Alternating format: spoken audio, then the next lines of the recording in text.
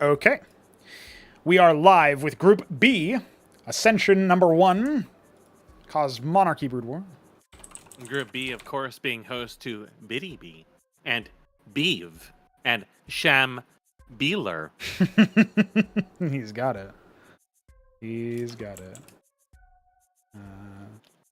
So the Shambler will be spectating for this first match. Biddy B finishing up some stuff before he gets ready to go. And the way that I determined this time around was I made them pick a number between 1 and 100, and the number was 15. So Shambler guessing 69 screwed him up. And of course, Beaver picked 3. So.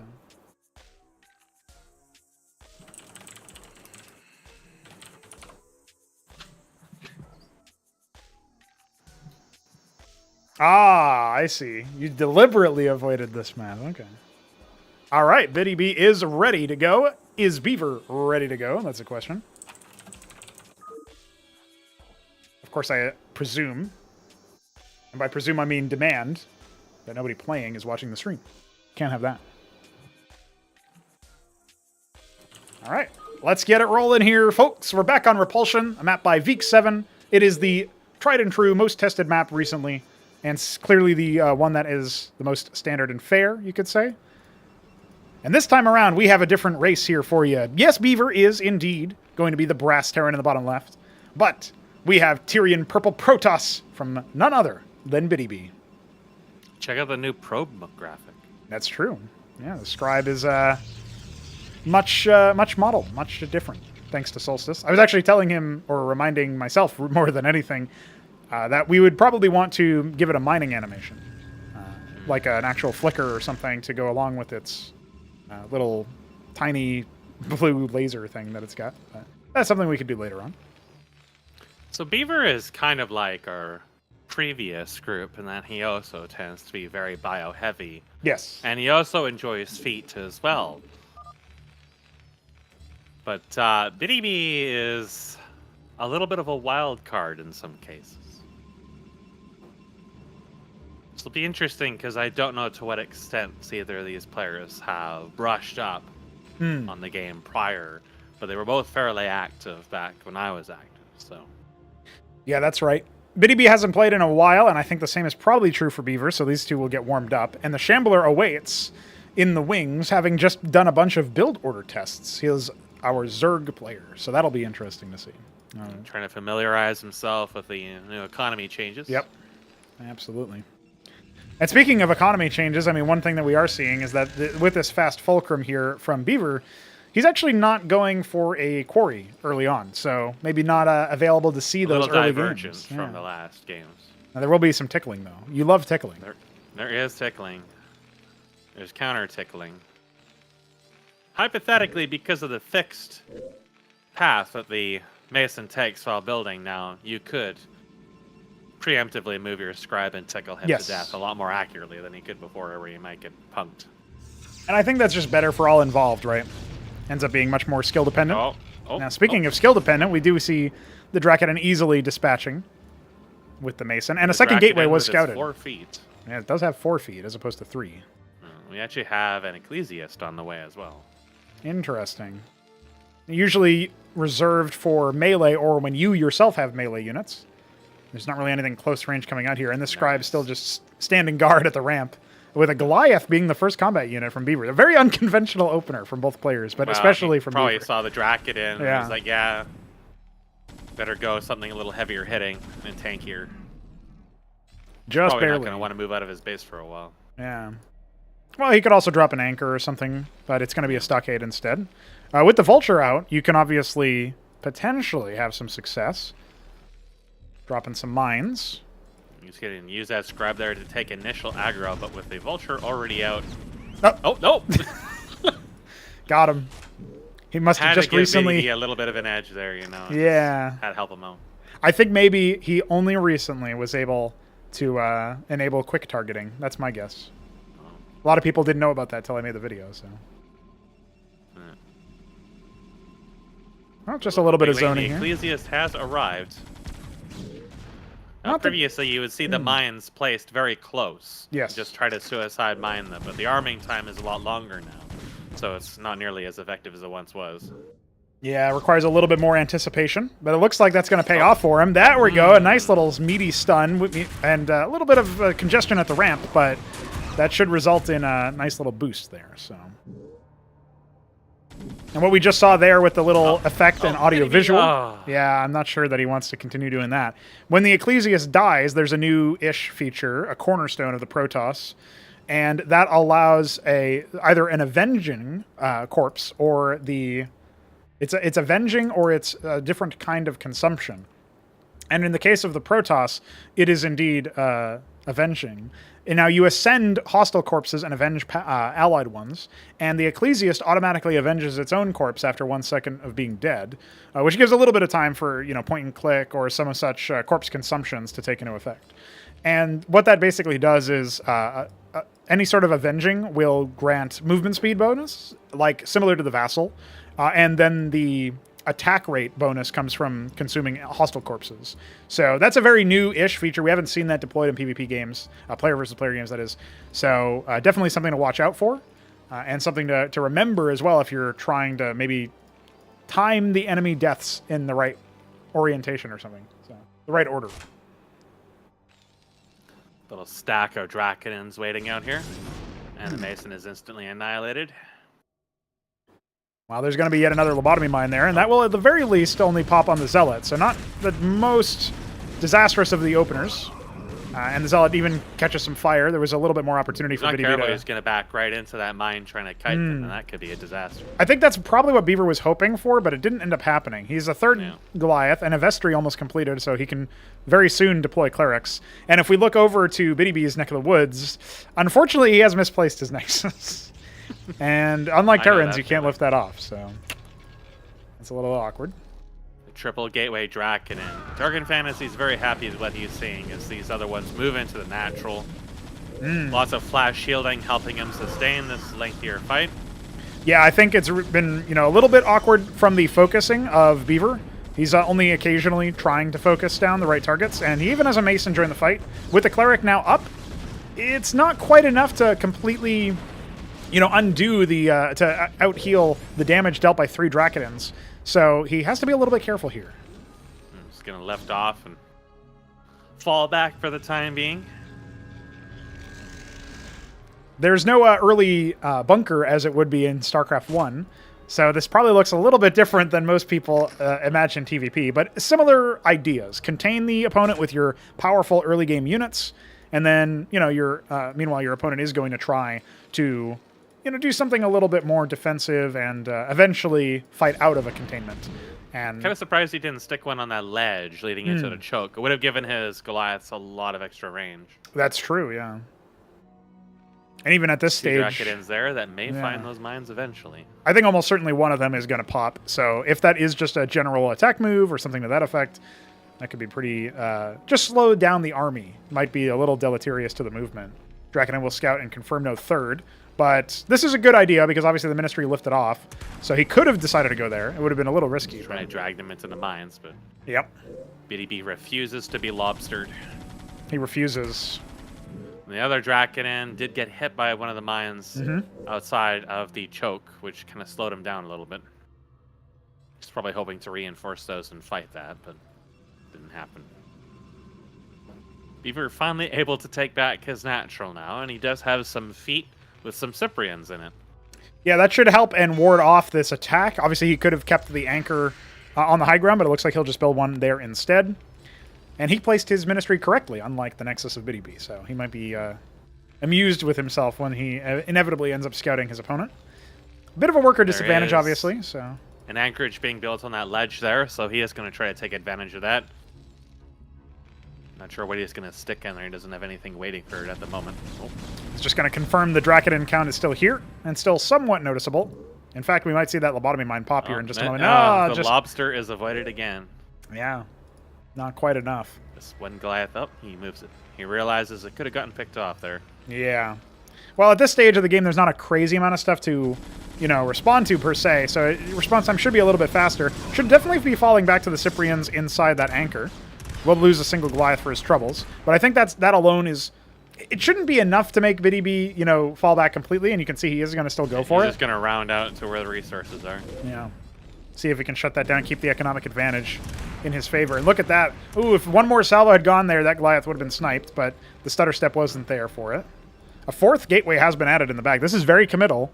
No other Very tech dark being in deployed. fantasies. Yes, yeah. I do like the Zealot being surrounded by the Draconins as well. A protective shield, form a wall. Now, with this anchor being saturated, I think, as soon as, a couple Cyprians or even one Cyprian goes in there, he should actually have vision enough to defeat one of those Draconins. As soon as he goes in there. There we go. There we go. And look at this. They weren't on hold position. Oh, thank goodness he responded in time. Just taking a little bit of hull damage. Oh, he's going to go for it. The land was pretty timely there from the anchor. Otherwise, had just lifted off. And I think there should still be, 3 workers killed so far, but almost as many Draconins also slain. The clerics are kind of splitting their healing a little bit. And it was good refocus there from Beaver to keep that up. Would have been an opportunity to stick some point-blank mines just to draw their fire away, but didn't go for it. Oh, they got caught up on the clerics. Oh, look at that. Wow. He still does have the advantage in terms of firepower, but I think BDB might want to wait a little bit here. Could certainly try to focus down things a little bit better. You can see there's some low HP Goliaths and Vultures now being healed up by the clerics, so not really surprising ourselves with that per se. But now he finally gets to move his feet. Yes. I wonder if this is going to prompt the Draconins to move forward. He may not be watching at the moment. Yeah, it doesn't look like it. His screen was over. And look at this. He's gone for a 5th gateway, but also a sequestered icon. So that will give him access to a Cantors. Very soon. They're very, very different than Reavers and Brood War. Much more reliable. Yes, not only that, but I mean, you kind of need a separate structure, the embassy, in order to train the Envoy, which is our name for the shuttle. Another misplaced Nexus for BDB in his 3rd. So he's really maybe learning quick targeting and quick building placement. Who knows? Who knows what's going on there? Could be a little awkward to get used to initially. Yes. Yeah. 2 Cantors are queued up, but there's no immediate transport for them. That mine finally popped as well on the front. Oh, the lobster finally struck. It should still be more than enough in terms of Draconins. They both decide to fall back, though. I think neither one of them calling each other's bluff. Wasn't really a lot of focus firing going on there. No. Could have gotten a few Draconin kills out of that for sure. I think now, if Beaver decides to resume Mason production, he should actually be able to start harvesting more gas, and he's kind of close to the break point that you need for the tier 2. Focus firing going on. There is, yeah. That should be more than enough here, I think, to go through 3 clerics. He's even going to go ahead and pop a couple on the way back. Some hits for them, which, well, they die, but... Yeah, look at this. I think this is more than enough for Beaver to be forced back, and now he's going to start spending a lot more. He's queued up a Shaman as well, and a 2nd Fulcrum producing Vultures and then Goliaths. And these fights are just kind of trades right now. They're not really super significant, but what they do is they do keep the Terran locked up, and BDB, as a result, taking a 3rd off that Nexus, maybe. It's still going to be giving him some resources eventually. Yep. His lead is going to very gradually increase. Unless Beaver can break out, he's going to be slipping further and further behind. But it looks like he might be able to actually pull out now. The Shaman's also offering healing, but it's more like an aura than the single target healing. Yeah, that's correct. A little bit less individual, but obviously still powerful when enough of them are there. It does stack. The Shaman charges forward. Now, he's gone ahead and deployed it into visionary mode. The visuals are still being worked on for this, so obviously something that needs to be done is make it a little bit more obvious. But what he has now is detection in a localized area at the cost of being able to move the Shaman, and it ticks twice as fast for the heal. I don't think that's going to matter because the Acantor has just now arrived. It's very long cross-map journey. A Wraith is scouting out the 3rd for Beaver, but... the Goliath is hitched on the immobile Shaman. Oh, dear. Well, there you go. He's decided to move it around. So it begins. There you go. Oh. So he's not really holding him to these fights per se, and actually the Acantor is tasked onto the Shaman, which will eventually be picked off at the cost of a couple of Zealots here.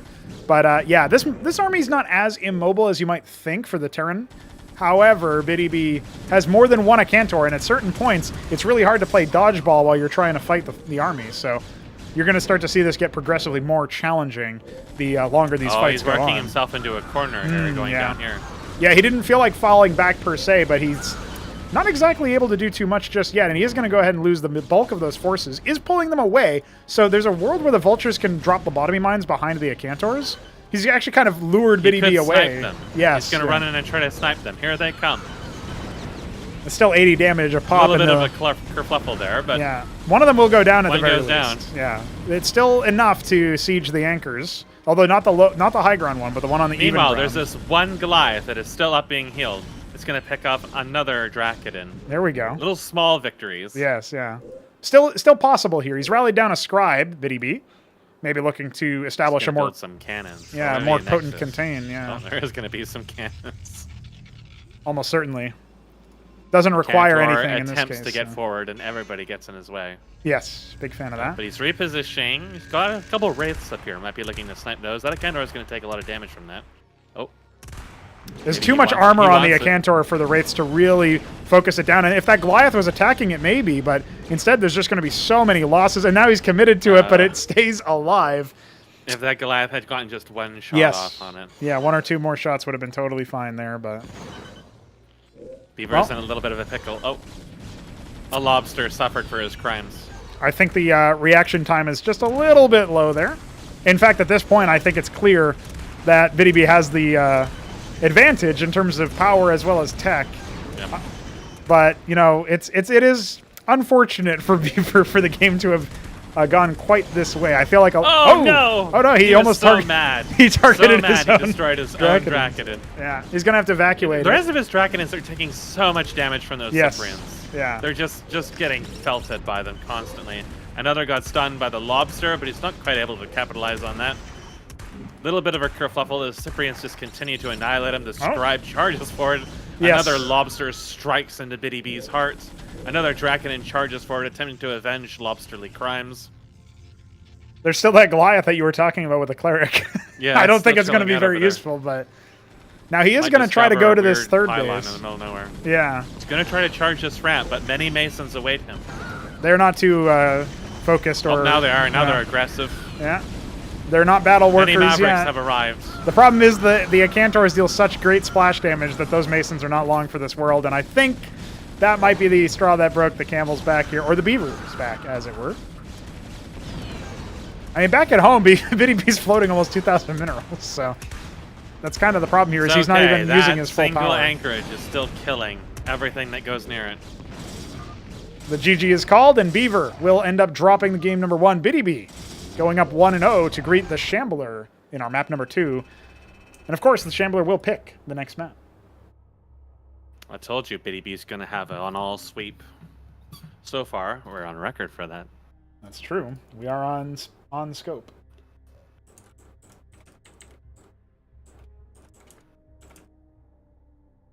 All right. While I prepare the next bit, we'll see which map he wants to go for. The Shambler has selected Crossguard, so we'll be doing that momentarily.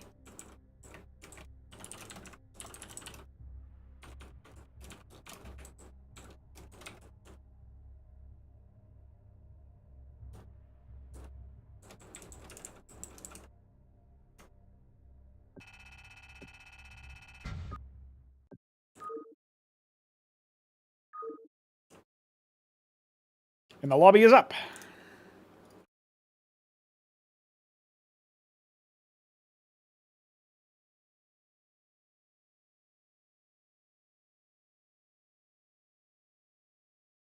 Shambler will have to depart from the smashing station and return to the shambling station. It's true.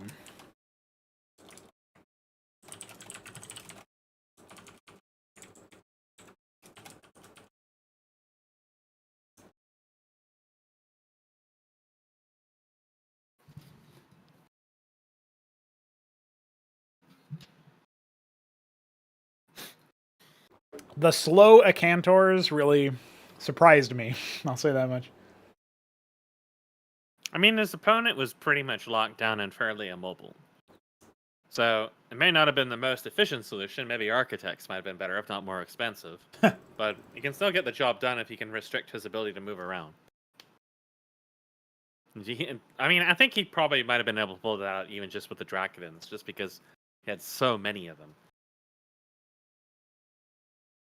The Dracodon count was pretty high, but I feel like the smaller-ish choke with the anchor placement from Beaver probably would have been able to at least sow some chaos in it. Yeah, he needed to fight. He needed to prepare that ledge a little bit Yeah. sooner when it became clear that was going to be a hot spot, and then focus fighting on there instead of, fighting inefficient fights later on. Now we're up against Shambler. And Shambler is historically an extremely aggressive player early on. So this could be a very different flavor of game. Well, the players are going to go ahead and exchange. Now, the other thing that Shambler does is he types. So He likes typing. he does like to type. So if he gets tilted, you'll know because he'll be typing. Now, the one thing to point out here is already I'm going to tilt him by telling him when he watches this back that harvesting from the ridge with one worker and the geyser with another is actually less efficient than double harvesting the geyser. So he's spent all this time practicing build orders and all this other stuff that he's not going to know that basic detail that could have maybe helped him out quite a bit. So we'll see what he decides to do. I'm assuming this is going to be a little bit more of a standard play from him, but he did say he was practicing build orders. He also told me he got it down to a 3-minute Zorka's Shroud. And I say told me, I mean he said it publicly, so I don't feel like I'm speaking out of school. But he can do a sub 3-minute Zorka's opener if necessary, and maybe he'll pull that trick out a little bit later on. I love the Zorka's opener because it's so gas and efficient. Yes, It's so absolutely expensive. mindless. Yeah. And he's used it a number of times against me before because I had kind of solved how to deal with his earlier aggression. That's when I was spamming Cyclops and stuff. So then he would go Zork, and that's precisely That's exactly what's happening. Zorkas will be scouted by Biddy B. This pretty much goes exclusively to Gorgakors because Gorgakors are very, very powerful. And Naths are kind of, I don't know if they've been fixed since before, but before it was really hard to get them to reliably attack in melee. Still something Gorgakors we're will working on, yeah. kind of have those problems, but not as much because their range is a little bit higher. And they're pretty beefy too, so it's really, really hard to build static defense against them because once you hit 4 or 5 of them, they can wipe out most static defenses. And especially with Terran, you can't really repair them because the splash is going to kill all the Masons on top of it. Protoss have an even harder time because the Matrix really isn't that great against them. Nope. And Wardens, you need a number of them, which is a lot of minerals that could have gone to Dracodons. So what I found out with Protoss is that you need to go to tier 2 and get Architects, and that pretty much shuts it down right away. Before then, you actually need a little mix of things. Having Hierophants is great because you can punish them when they're in lower numbers by slowing them down so they can't run away from you. But Biddy's actually gone for Ecclesiast first here. I really don't think this is going to work out for him. The thing about Gorgakors is that when I see the gateway first and I see the gas being harvested, I think, you know what we have here is Dracodons. And in even numbers, with some deference to Gorgakors with micro, Dracodons will quash that threat. They have less overall durability, but they can get way more effective shots off without being stacked up in the same place. So this double Ecclesiast move out, which is actually being slowed down by this movement speed of the Scribe, I don't think it's even going to catch. I think these are going to pass like ships in the night. I think this is going to be a disaster. Yeah, he's not even going to have much over here. I think might the have Warden had will some finish. luck if the Gorgakor got caught up on the Ecclesiast beforehand for this Warden to finish. But I think he might just show up just in time to get 1 or 2 hits on it beforehand. Well, in this particular case, the Warden is up, so that will zone out the Gorgakor. It can't deal with that forever. And the Ecclesiast is just it's just going to try to disrupt it. Now, another Gorgakor is on the way. He's going to hold back. He's just going to keep making them, basically. And if he can't take a base, then he's going to take an expansion. But look at this. There's nothing defending his workers. His Gorgakors are on the other side, and this Gorgakor is only just started. He's going to have to use workers to defend himself. And I think this might be a very quick response, depending on what Biddy B's target selection is. He's got 2 Scribes. He could drop a Pylon and a Warden or something like that if he wanted to. He's even sniping the larva. Yeah, he's actually selected the right egg. He could, if he decided to go for that, that would have been the Gigabrain play. The Gorgakors are starting to withdraw. Only 1 or 2 workers killed so far. Actually, much less in terms of number of workers than I was expecting. Come out. Yeah. And this will undoubtedly be too much power for a single one. Although the fact that it's melee is allowing flash shielding to proc over and over again. He's going to go ahead and use his Scribes to try to battle the enemy workers. He might pick off this Gorgakor, which would be pretty big. He's killed 1 worker with the Scribes already. And unfortunately, I don't think he's... Oh, he does get another one. Okay, and he forces a Circuith. So that's actually a very good amount of battle done, or amount of damage done. He's now finally going to go ahead, drop a second gateway, and build Dracodon. So that will be the end of the Gorgakor aggression, I think. I say that, but it's really hard to know. I don't think so. I think that he's going to need a lot of Dracodins to get out of his base. When you hit a certain amount of Gorgakors, you can just murder Dracodins. They're so fast, you can't really kite them. And if you start trying to run away from them, it'll be just like with the Ecclesiasts, where you're going to be taking free hits trying to run away. I think what's going to happen is that Shambler's just going to keep spamming Gorgakors. But he did lose some workers with that, and that did give BDB a little bit of time to kind of bounce back here. He's going to want to have more pylons in his base as this goes on, because pylons are very fragile. The Gorgakors can snipe those, and then the cannons won't do him any good. Yeah, as of right now, I think the right side Warden is powered only by the bottom pylon, and it will go down anyway. One of the Gorgakors has already fallen. That was they were a little wounded. Yes, yeah, that was actually a full HP one, I believe, looking at the HP of the others. However, 3 scribes went down just to the AoE, and there are no more being built right now. This is a little bit of an audacious attack considering the Ecclesiasts, and took a little bit of unnecessary damage. To really make this work.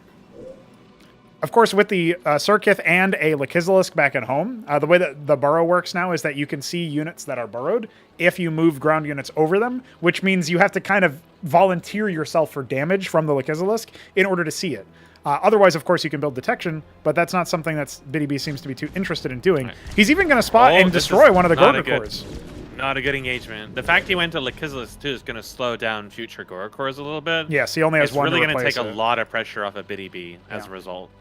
Yeah, I'm actually really in a pretty good spot right now. I'm surprised. I mean, the worker counts are really not favoring him at all. He's not building more workers, which is a huge mistake in my opinion. But he's, this could be a really strong timing push. If he had noticed these and gets up just like that, he can keep them from generating. Then they can't engage him anymore.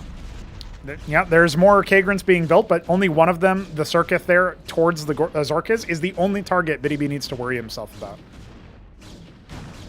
Well, the response is here. He's actually charged forward with that Dracodin, a very bad loss if he ends up losing it. Does end up sniping yet another Gorgakor. He's charging forward, which is very bold. Could be a bad idea. Yeah, this is a little bit awkward here, but might even be able to maybe find a cheeky spot to outrange depending on where he puts on the cliff. I don't think so. I think keeping Shambler locked up should be the victory he takes from this. Yes, yeah. And try to take map control, prevent him from expanding, and then go into, more committed push later on. Yeah, I mean, they are both on one base. It's just that the worker count is so much better for Shambler. And he's stepping a little bit forward here with the Lekizalisk. This is pretty much what you need to do. Contained because he knows how that'll go. Yeah. This is kind of careful because if BDB is on the point here, he can snipe the Gorgakors when they try to support. Ooh, that was a lot of damage that comes out of those. Yeah. Well, there's only 40 shields as well for the Dracodin. They're meant to be a little bit more poke-oriented.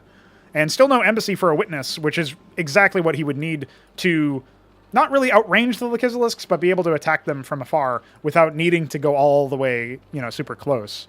Now, BDB is still spamming Dracodins here. It seems like he kind of wants to try to end this at this point, but it's going to be really difficult to do that. Yeah, maybe he could move around. You even see some of the Gorgakors leaving and the Lekizalisks withdrawing. I don't think that will have been noticed. He's pulling back some of his Dracodins, so I think he either saw them leave or he's just sort of suspecting that... Well, you might not see them at the front anymore, right? That might be all he needs to know. Yeah, absolutely. He does have a third Warden going down. He rebuilt the one that he lost initially, and now is building a third one that he'll have intact. He is indeed moving to intercept them here. This could really hurt Shambler. Well, there's only 2 of them. If they get nothing, or worse yet, if they end up getting sniped, it depends on how soon he sees all the Dracodins, and he might even be having second thoughts to begin with. He might just be using them to scout there, just checking to see if he can pick off an expansion. Yeah, he's going to go for one of his kind of matchup against me a number of times. So right. He's familiar with the sort of flow of this. Then embassy has been started, and that will be very impactful. If this expansion gets scouted by BDB, he should be able to shut that down as well. And as soon as the witnesses start to come out, there's a Hydrock Den, so there can be some cover for the Lekizalisks, but he doesn't really have anything in melee, not unless he decides to go for some Iziricors. Even if he has detection, though, he has to be careful going through this choke, because if all 4 of them cut through the line in a single target, it'll be just like Cyprian's all over again. Yep, absolutely.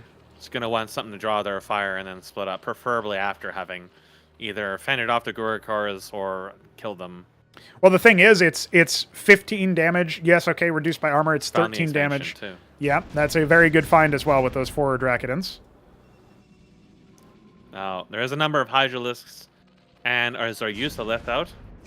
We can probably deal with this. Now, the key thing to note about the Zoroastriath that has been changed recently, as soon as it takes damage, it will start incubating to spawn a single Rilaro core, which obviously can be quite good at reinforcing in the middle of the fight. So he's now falling back. He's also charging forward, again, right into the Lachesis. I think that might have been unintentional. Yeah, I'm not sure what happened there exactly, but he's, consolidated his force here. Should be able to focus fire some of this stuff. But yeah, the Lachesis is coming down to isolate the rest of this. Shambler knows when he smells blood in the water, and that's almost certainly going to be the end of all of those Dracodons. They do all fall, and now back at home we only have a small spattering of them, with a witness indeed, but a little bit too late to the party to manifest too much change there. Also, they didn't kill the Hatcheros by the either. Ground units in that expansion. Yes, yeah. He tried to pull back and then bring out his other units, but they ran face first into the Lachesis. Yeah. This whole time as well, Shambler was still producing workers and has now transferred to fully saturate that extra minerals. A huge economic advantage for him. Yes, BDB's now expanding, but he has to fend off the attack first, and if he survives that, he has to somehow claw his way out of a huge economic disadvantage. Almost half the workers of Shambler, and obviously half of the effective bases right now. And a lot of that is going to be very beefy. He's building a lot of front lines, so the Draconians have a lot of meat to go through, and it's not terribly mysterious. No, that'll be for playoffs. Should be focusing down this Gorger Corps. At least deals with an airborne threat. Now you can just focus on stuff with the ground. But yeah, there's no Zealots here to absorb some of the damage, and the Zoroastriath is even being microed further back. The Hydra's forcing it, and the cancel does actually happen over there. You could hear the audio cue there to confirm that it was canceled, and yeah, that's just yet another case where now you're back to the Wardens. Buildings and, oh, fuck that embassy. The Zoroastriath might eventually fall, but so far it's been doing okay. Will go ahead and die finally. And yeah, that's also given him enough time to pierce that Warden. I think even these Hydras can easily deal with the remaining forces and harass, but it looks like he wants to go for reinforcements first, and he's going to send the Zoroastriaths in now. 3 of them, in fact. I think that this here is quite capable of ending the game right here, as long as he doesn't get too caught up getting shot by the Wardens. Yeah. The Wardens are just ever so slightly placed in such a way where they couldn't really support that choke point. Yes. They were there for the Gorger Corps, not for a ground army. I think that's going to be GG. BDB will call it, and the Shambler will get on the board. And Beaver will be summoned to select the next map. But yeah, that was a game that had chances for both players. I think if BDB doesn't go quite as hard into Draconians and instead augments his ability to train workers either with an embassy faster or just never stopping them, definitely stands a better chance. The other thing is when you have the embassy, you have that parallel worker queue, which helps you stay competitive with Zerg. So there's a lot of things there that were in that matchup that if BDB didn't let his macros slip as much, or if he made maybe slightly better decisions with the original setup, he probably would have been able to at least make that a bit closer and take a little bit longer. But instead it will be the Shambler, who, despite some, it wasn't super successful, that opener, despite some inefficiencies in his build order, and despite the fact that that build order in general didn't end up claiming victory, immediately anyway, he was able to respond and, retaliate. So that's pretty good. Yeah, I think a lot of it came down to BDB was at the front of the base where like a slight misplay was going to cost him a lot because there was just so much front-loaded damage that could fall on him. And then when he tried to reassemble his units, they tried to choose, I guess, I wasn't sure where he clicked, but maybe try to choose just like click on the minimap or something, and the shortest route just happened to be right through the Valley of Death. And ended up taking a chunk of damage from that, possibly losing some of the units in the process too. Because that circuit was pretty low on health, so they were attacking it for a while. Maybe it wasn't a misclick, and maybe he had actually intended to attack that, thinking that the rest of the units went there, but there was no reason to believe that because the Lachesis weren't present in that engagement at all. So I think at that point, like, just falling back and then reassembling might have been a little bit better, just to prevent a surround like that from happening.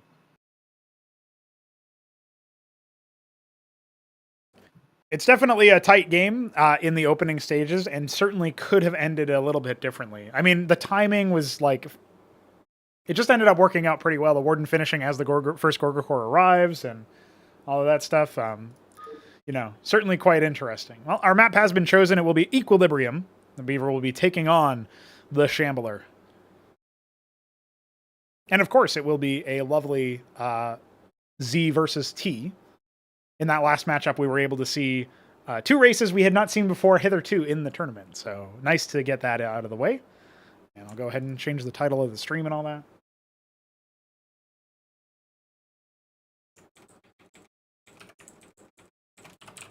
And of course, update the stats as well.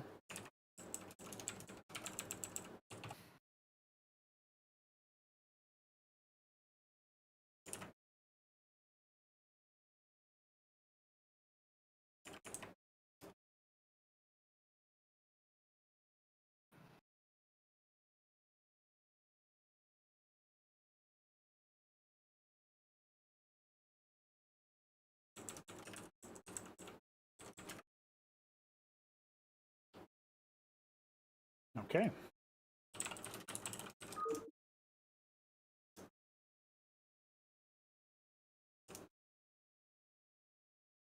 Just doing a quick check. All right, yes, okay.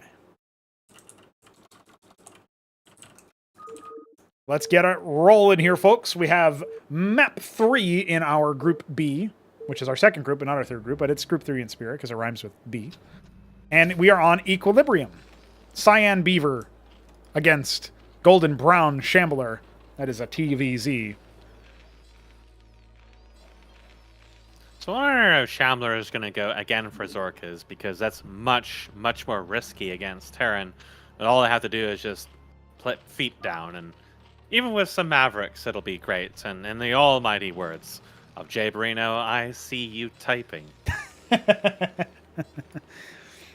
I thought you were going to make a completely different reference, which is in the first mission of Inconsummate during his playthrough, he obviously has a Defiler hero, and he says, "Why can't you consume enemy units?" And I just remembered that one. It was it's really sticking out to me.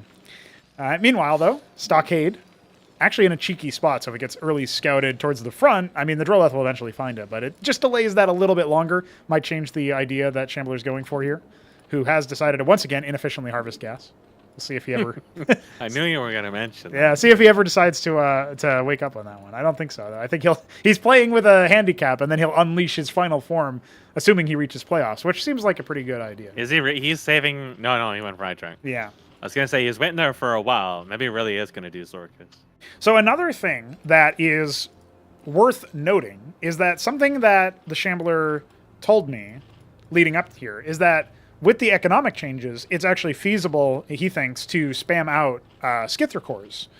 And if that is indeed the case, what we are probably going to see is a very air-focused army initially. Mm-hmm. Maybe seek to focus still down very on risky Watchdogs. Against Terran. Yes, yeah. Because Skithra cores are still pretty short range. It's just, well, they have a history of bringing assault out of people, certain individuals. Yes. Because once you get a large number of air units, the wonder that is air stacking can allow them to place a lot of damage into a very small space. However, this is Terran where small spaces are perfect for Cyprians. Oh, he's going to kill a worker if he's not careful here. Oh, just barely with 2 HP. Now, he has finally found the stockade in the back there. It took a while for the Shambler to confirm that. So I wonder if he was planning something or had he wasn't sure about exactly what to expect. Another stockade being built in the front. It is a curious strategy. I wonder what Beaver's planning here, or if there's any significance. It is a Skithra core that is being built. Yes, indeed. As well as he's also building some defenses, because I think he saw the 2 stockades and a handful of Mavericks and thought there's going to be some early aggression. Yeah. With the Skithra cores, you're going to need a number of them. Also, the fact that it is 2 stockades, I don't know if you saw that Cyprian. I think it came out afterwards from what I saw. I mean, you must know that Cyprians are eventually going to show up anyways. It's like the ideal thing to deal with this, because long range, splash damage, the Skithra cores have to line up due to their short range anyways. And looks like he's going to show his hand actually quite fast here with the individual Skithra core. Maybe he thinks the scouting information is better than showing his actual build here. Right, and it also could just be a single Skithra core for the purposes of scouting. Very fast unit, short range, not great DPS. Definitely needs to be, fairly durable as well. So they need numbers to really be strong. And he's not likely to kill any Masons or do any damage, but he will most likely scout out the star pad and confirm that. Yeah, the bio is leaving. Typical Beaver. Yeah, the bio is leaving as this is happening, so he will pull it back. And yeah, again, just Beaver was going to leave his base, but suddenly there was a Skithra core in his base. And even in spite of that lull in time, the Skithra core was not able to deal any damage. Nope. Although the worker is not mining right now. At least the Skithra core did manage to escape. Yes, another one is also, potentially regrouping. He's going to have 3 of them here in a short amount of time. 4 of them. Yeah, 4th one already on the way. Now, one thing I have noticed is that the Shambler is banking larva, which is kind of like a resource for Zerg.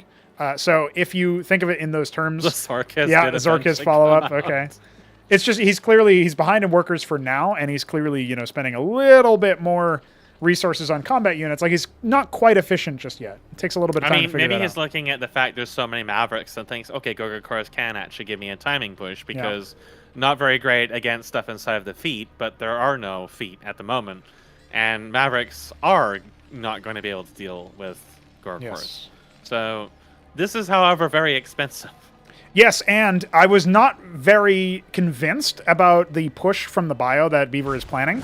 However, the Antseal has already arrived, and there is a Watchdog that's kind of in a spot to potentially cover this, although it will have to lift off. He's going to go ahead and migrate his production over. And at this point, yeah, it's just not going to be enough, so he's going to More start like a returning minor home. annoyance for Yeah. Beaver right now, really. He's already got the 2 Watchdogs and a handful of Mavericks there. If the Skithagors commit too hard to this, they're not going to have any health left over. I mean, 2 of them are pretty low as it is to assist his base, which is going to get hit by this. Although he's going to have a couple of circuits up. Yeah, I so think the second Circuit wards off this attack. It does take 3 hits for the Circuit to kill a there is Maverick. indeed a so- Gorgakor on the way, too. So if Beaver is very unfortunate here, he may end up engaging these circuits just as that Gorgakor finishes. Yeah. But it looks like maybe he's content just to chill out here for the moment. He just wants to keep his opponent on one base, I think. Shambler's showing a bit of an idea here that he's a little bit more focused on, the early game harassment. You did call him out as a very aggressive player in the past. So he's sort of living up to that name now. And a treasury is being made to migrate over. Gorgakor has been concluded. I'm not sure exactly where it's at. Oh, here it is, right at the bottom with some just to the misrallied south of workers. Yeah. Yep. So I actually like this move. Like, I would have liked it if he had managed to make like a rival as soon as the Antseal comes in, if he's able to storm the gate before the second circuit is out and before a Gorgakor has even been started. That looks pretty good. But if you can't do that, at the very least, confirm I'm sure scouting. he has no idea there's Gorgakors yet. Yeah. I don't think he's seen them at all. So No. this is going to be kind of a surprise for him that Shambler went so heavy into air when he already had Skiths. Yes. Yeah. Shambler now banking minerals. Clearly seems like he wants to expand, but it's not going to work out. So instead, he's going to dump those into Just his all Aristaleth. going into Gorgakors. It's Yeah. a lot. But I'll there's be- not really a lot of Cyprians. No, yeah, there's only a single Cyprian. The obviously the Antseal there, not able to shield for too much because of the AoE. All of the damage sort of hitting at once. Rendered He right even through built it. some Hurricanes because he was expecting a tech switch. Yes, yeah. But it never happened. It never came. Well, what It's he just can all do air. now that he has a star pad is he can indeed drop those Hurricanes right into the mineral line. There's only a Yep. Spraith there, right? So that's something to think about. I There's a don't think he Maverick even over wants to there. drop this treasury out because it's just too dangerous at the moment. Yeah. I mean, he might be He's able to actually sneak a building base somewhere another else, stockade but yeah, when you have like air units, they are fairly mobile. You can cover a lot of ground and scout a lot. You don't want to rely on your opponent making a mistake and just not, Now, scouting. he sent his 2 Mavericks he was building to reinforce off to these corners. He might be thinking Shambler has built a hidden base Yes. because of that tech switch, but it's really that's just how all in this really is. Yes, But yeah. there's many, many more Cyprians up here.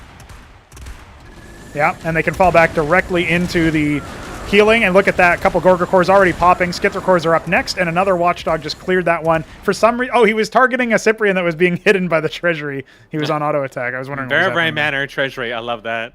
Yeah, big fan of that. So yeah, Shambler learning the hard way that spamming air units might not be the end.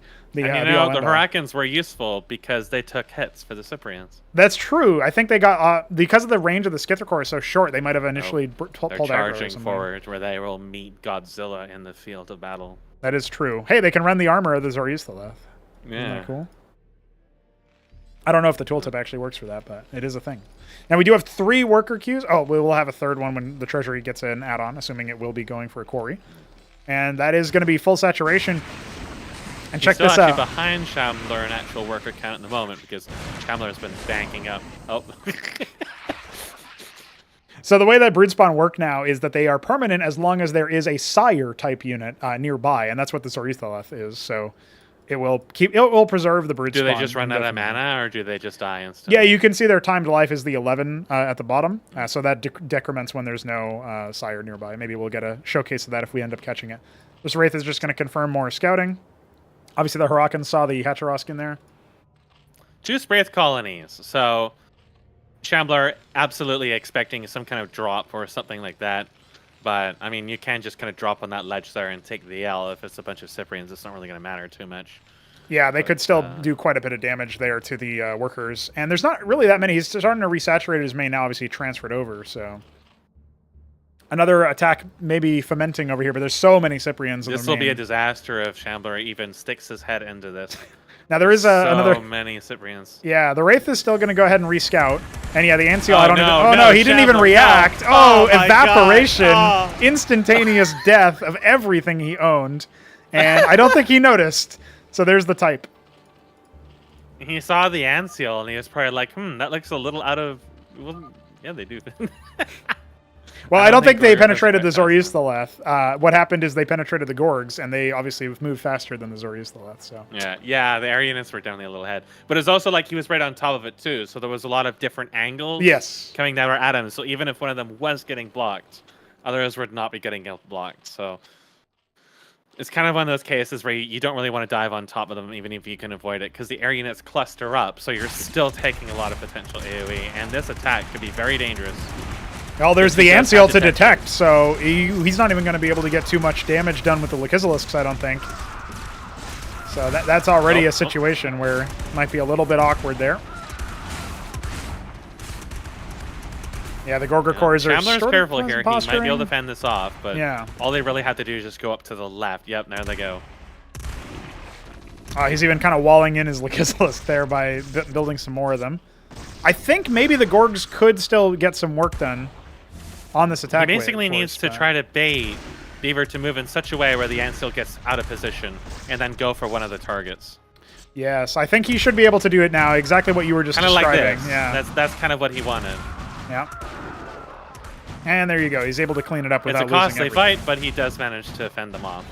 Yeah, he's even able to go ahead and clear the Anseal. So yeah, Beaver could have been playing that a little bit better. He's now throwing down a bunch of production and queuing a million units because he was floating so much money. But clearly, decidedly in the seat here. I think he will dictate the pace of the rest of this game. I can see you typing. Goddamn typers.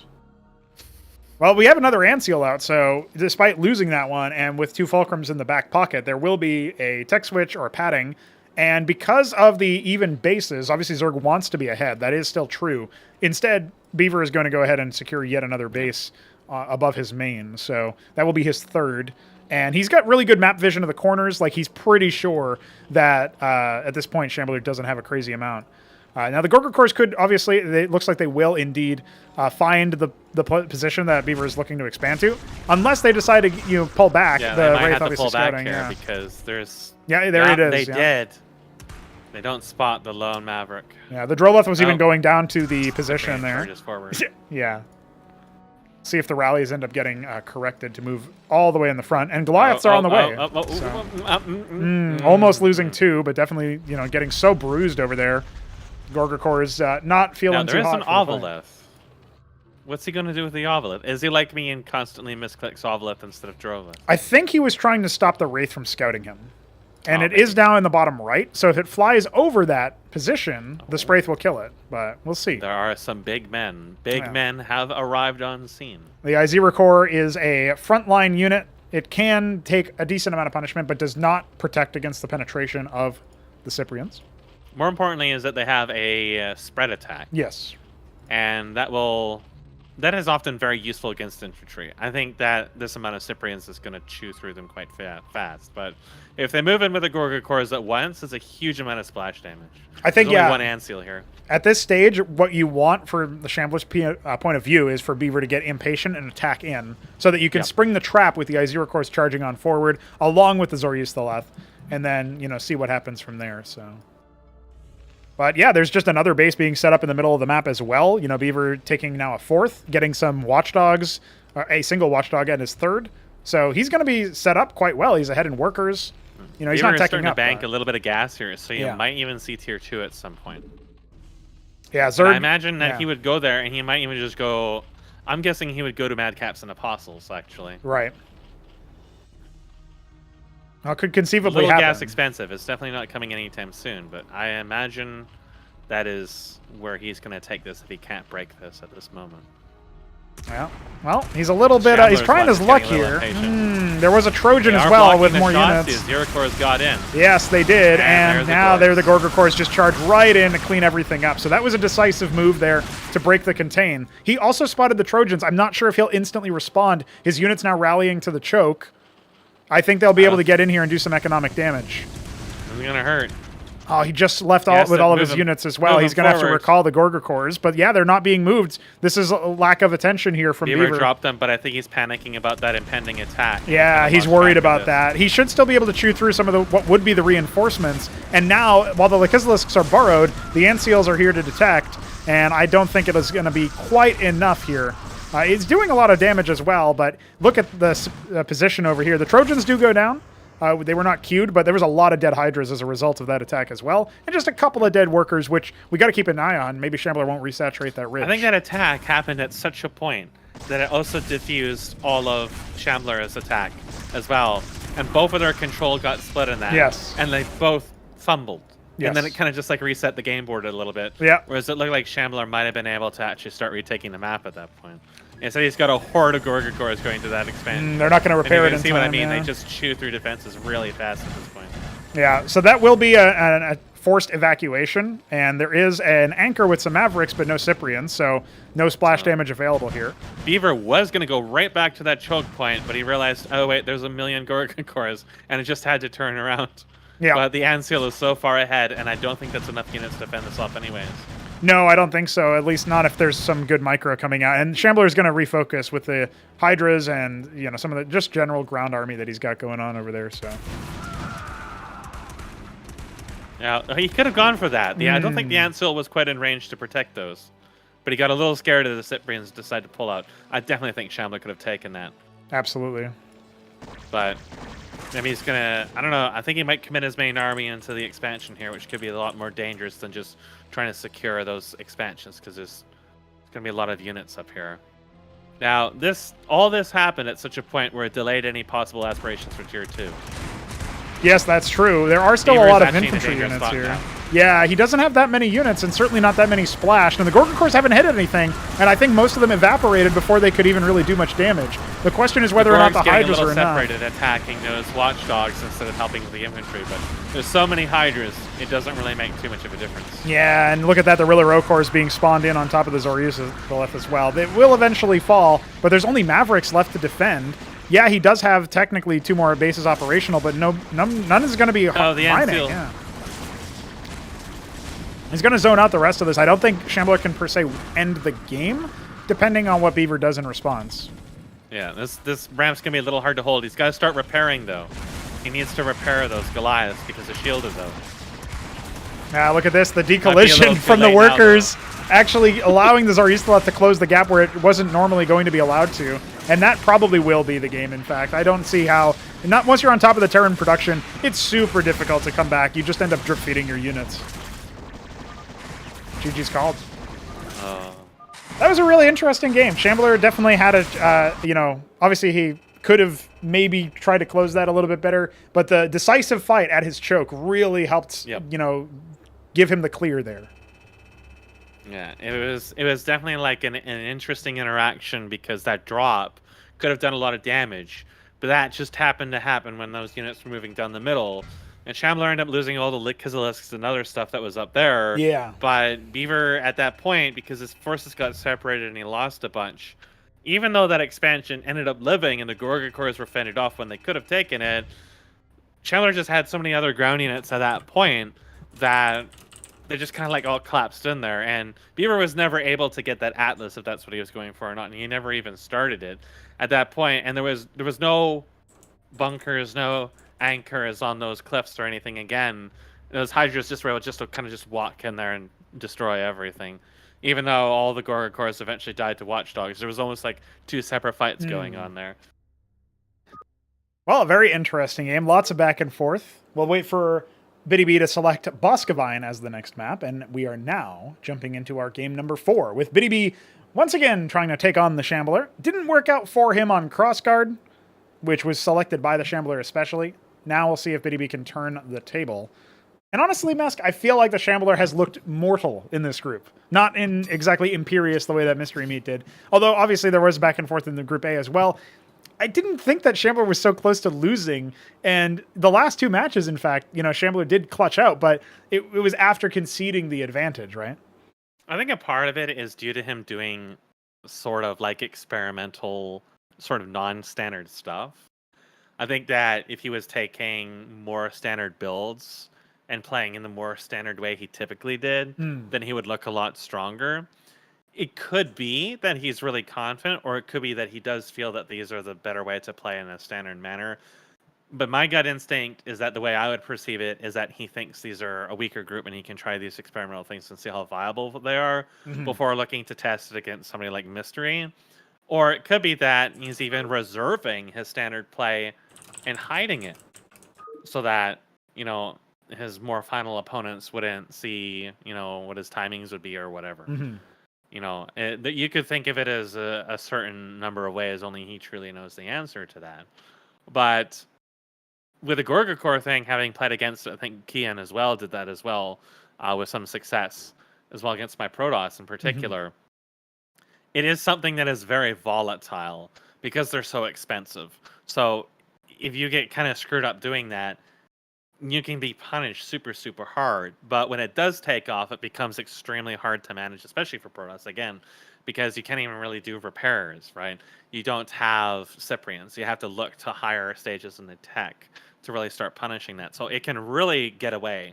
And, tech transitions for the Zerg are a little bit easier than the other races too.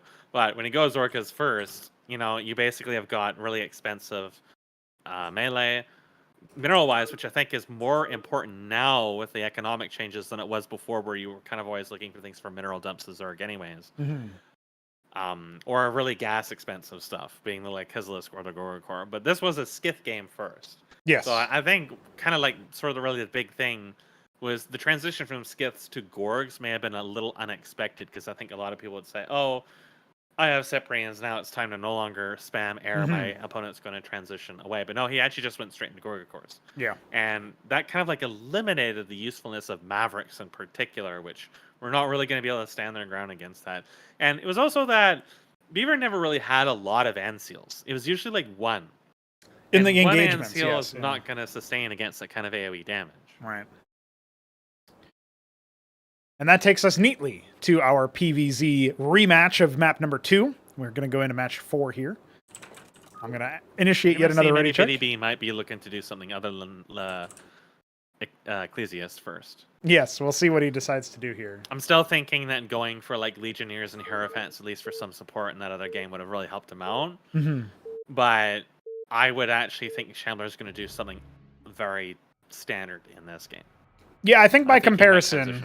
Yeah, the Persian orange Zerg in the bottom and the yellow Protoss in the top. That is the Shambler versus Biddy on the Beavers map, Boskevine. It's kind of funny. He didn't get to play on his own map. So if he had, clutched out the last one, it probably would have happened. But pretty funny. Avoiding the home field advantage. Of course, something that what can happen here is the Beaver can decide to pick his own remaining map in the pool, Infinite Velocity, which has Nidus's. So we might see that later on. But yeah, you're right. I mean, there's still the same gas harvesting. Yes, still inefficient, but so Shambler still might be going for those builds anyways. Almost certainly not a Quasrock is the thing here. So yeah, the Skith build actually I think also would be more effective against Protoss for the very same reason that they don't have the early AoE options that Terran do. So you might see that as well in this, as opposed to just Gorgacores. But I think BDB is going to go for Dracodon first. Either way. Well, he's going to get the scout off real quick, and this is before a tech structure has even been decided. Yeah. So you'll see that double gas harvesting, and I mean, Shambler has to put down the building at some point. Yes. Otherwise, he's going to be too far behind. So it's going to get spot. Oh, it even got denied. blocked. Look at that.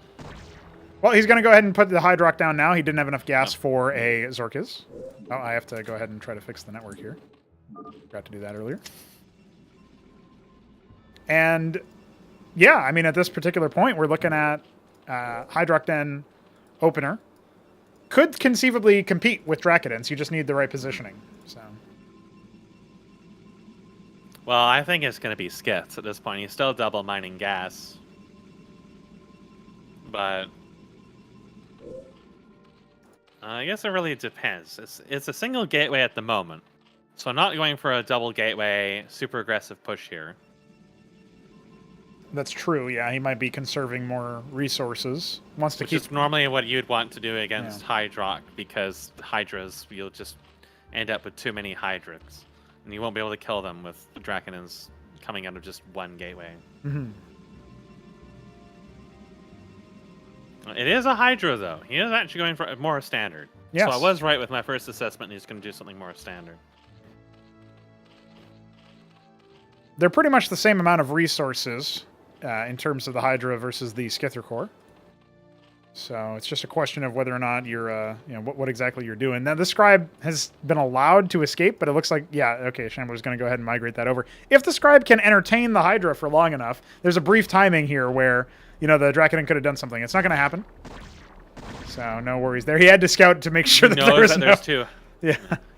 He knows there's two Hydras now, though, so he knows if there's going to be Skither Cores, there's not going to be that many of them. So it really shows what Shambler's going to be doing at this point. So it's going to be much more standard. And this is, in my experience, where Shambler has his strengths is at this stage in the game. Because he just had these builds down, he had the timings down, and it generally would work pretty well for him. So, this is awkward. Lone Draconin heroically marches into the line of, that was a disaster. He's got a Warden in the back line, which is maybe a little bit too, maybe he might have really been expecting those Skiths, I think. Well, he's going to go ahead and sidestep. I know all about accidentally rallying things. It just seems to happen somehow. Yeah. Well, there are some Zealots also in play, which are going to be real big for providing a buffer zone for the Draconins to compete. Shambler now migrating to the left, upper left there. It's building another Warden. All of this is on one pylon again, by the way. So if we see a situation when Shambler's in his base, it could be an absolute disaster. I still think that Legionnaires would be a good choice in this because Hydras cannot escape them. No. And they're very, very fast. So the Hydras want to be attacking your Draconins, but once the Legionnaires show up with the Draconins, they can't really do that anymore. You force the Zerg to start devoting more into ground, like melee and stuff like that, to try to deal with them. I don't even know if his Zealot is going to escape the Wrath here. Sure, it'll have some shields, but it will indeed just get poked to death here, I think. The Wardens are, funnily enough, placed well to, riposte he can't an round attack from about the to south. the gas at all. He has to go in the one direction. Right. There's no expansion behind this for Shambler. He's still, building some units and stuff. Yeah, units are generally a little bit more durable than they were in stock StarCraft, so you're seeing this exchange of, bits of damage here, little bits of damage there. More Hydras rallying forward. Shambler at this point might be thinking of taking an expansion and just denying the Protoss their expansion. Still no different tech here. It's just Zealots coming out of the gateways. If he strikes now, he can thin the herd. Yeah, there's just nothing. You don't want them reaching a critical mass, otherwise it's just going to be insufferable when they do expand, and then they have that much more. Well, it's not changing anytime soon. I mean, he's going to go ahead and drop a Kagrin, it looks like. Oh, no, he's actually going to go for an expansion, but here we go. Trying to push this ramp here. Interesting that he falls back so quickly. I don't think this number of Hydras is something you want to let into your base at all, but he obviously wants to fight around the Wardens, since that's an investment on par with the cost of a Draconin.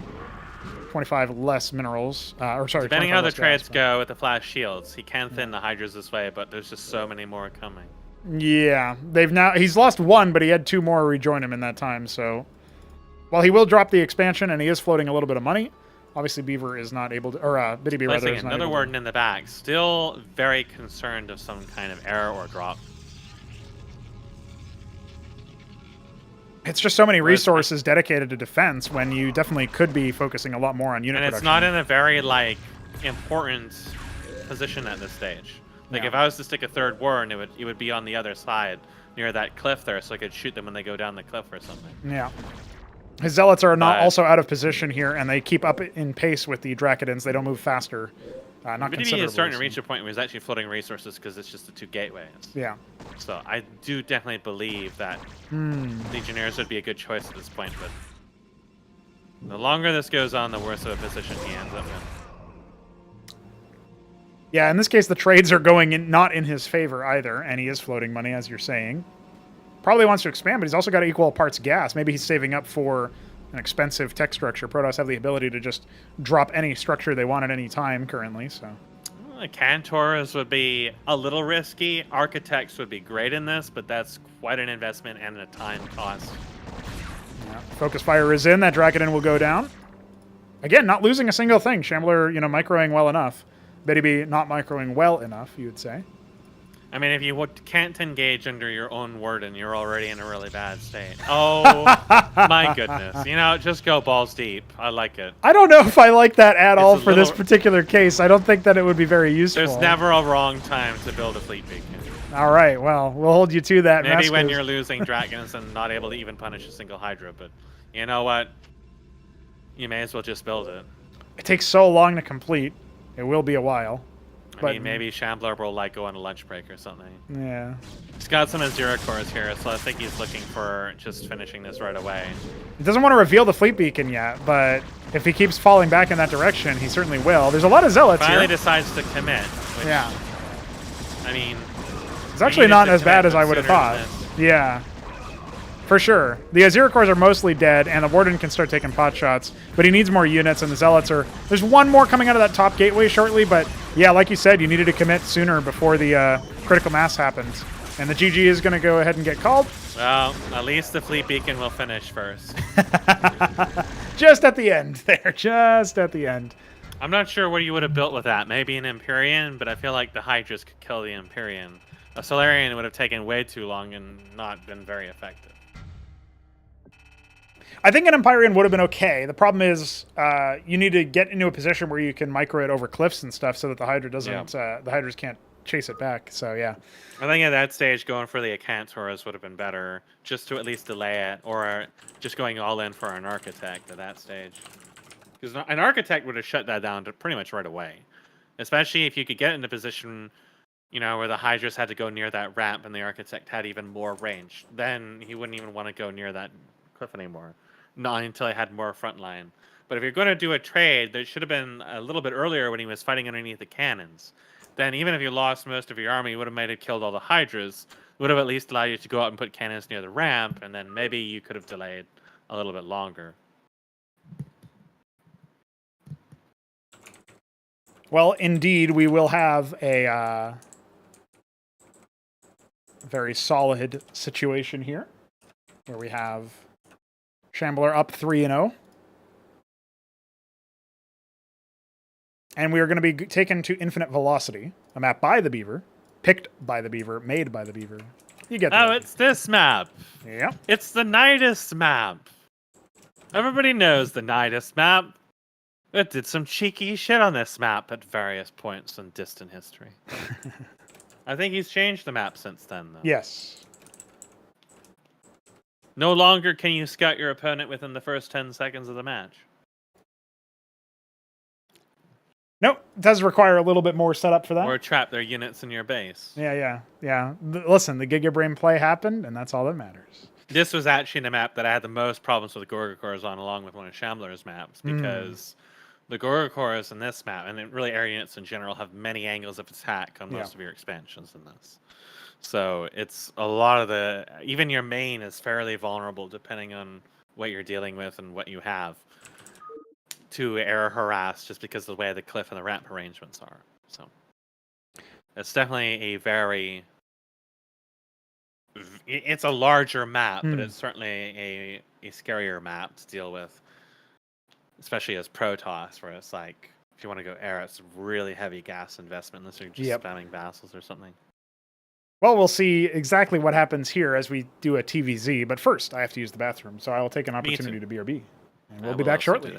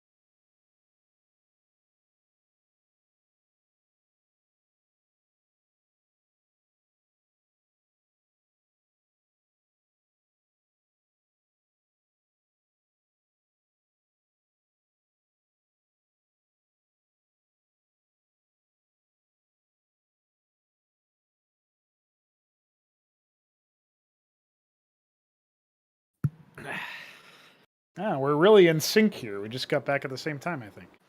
Yeah, well, it helps when you hold hands pissing at the same time. I knew there was a secret to that. All right. I'll do a ready check, and we'll wait for our players to chime in. So far, so good, huh? Again, I got to level with everybody watching. I was pretty sure we were going to have some horrible technical issue. And...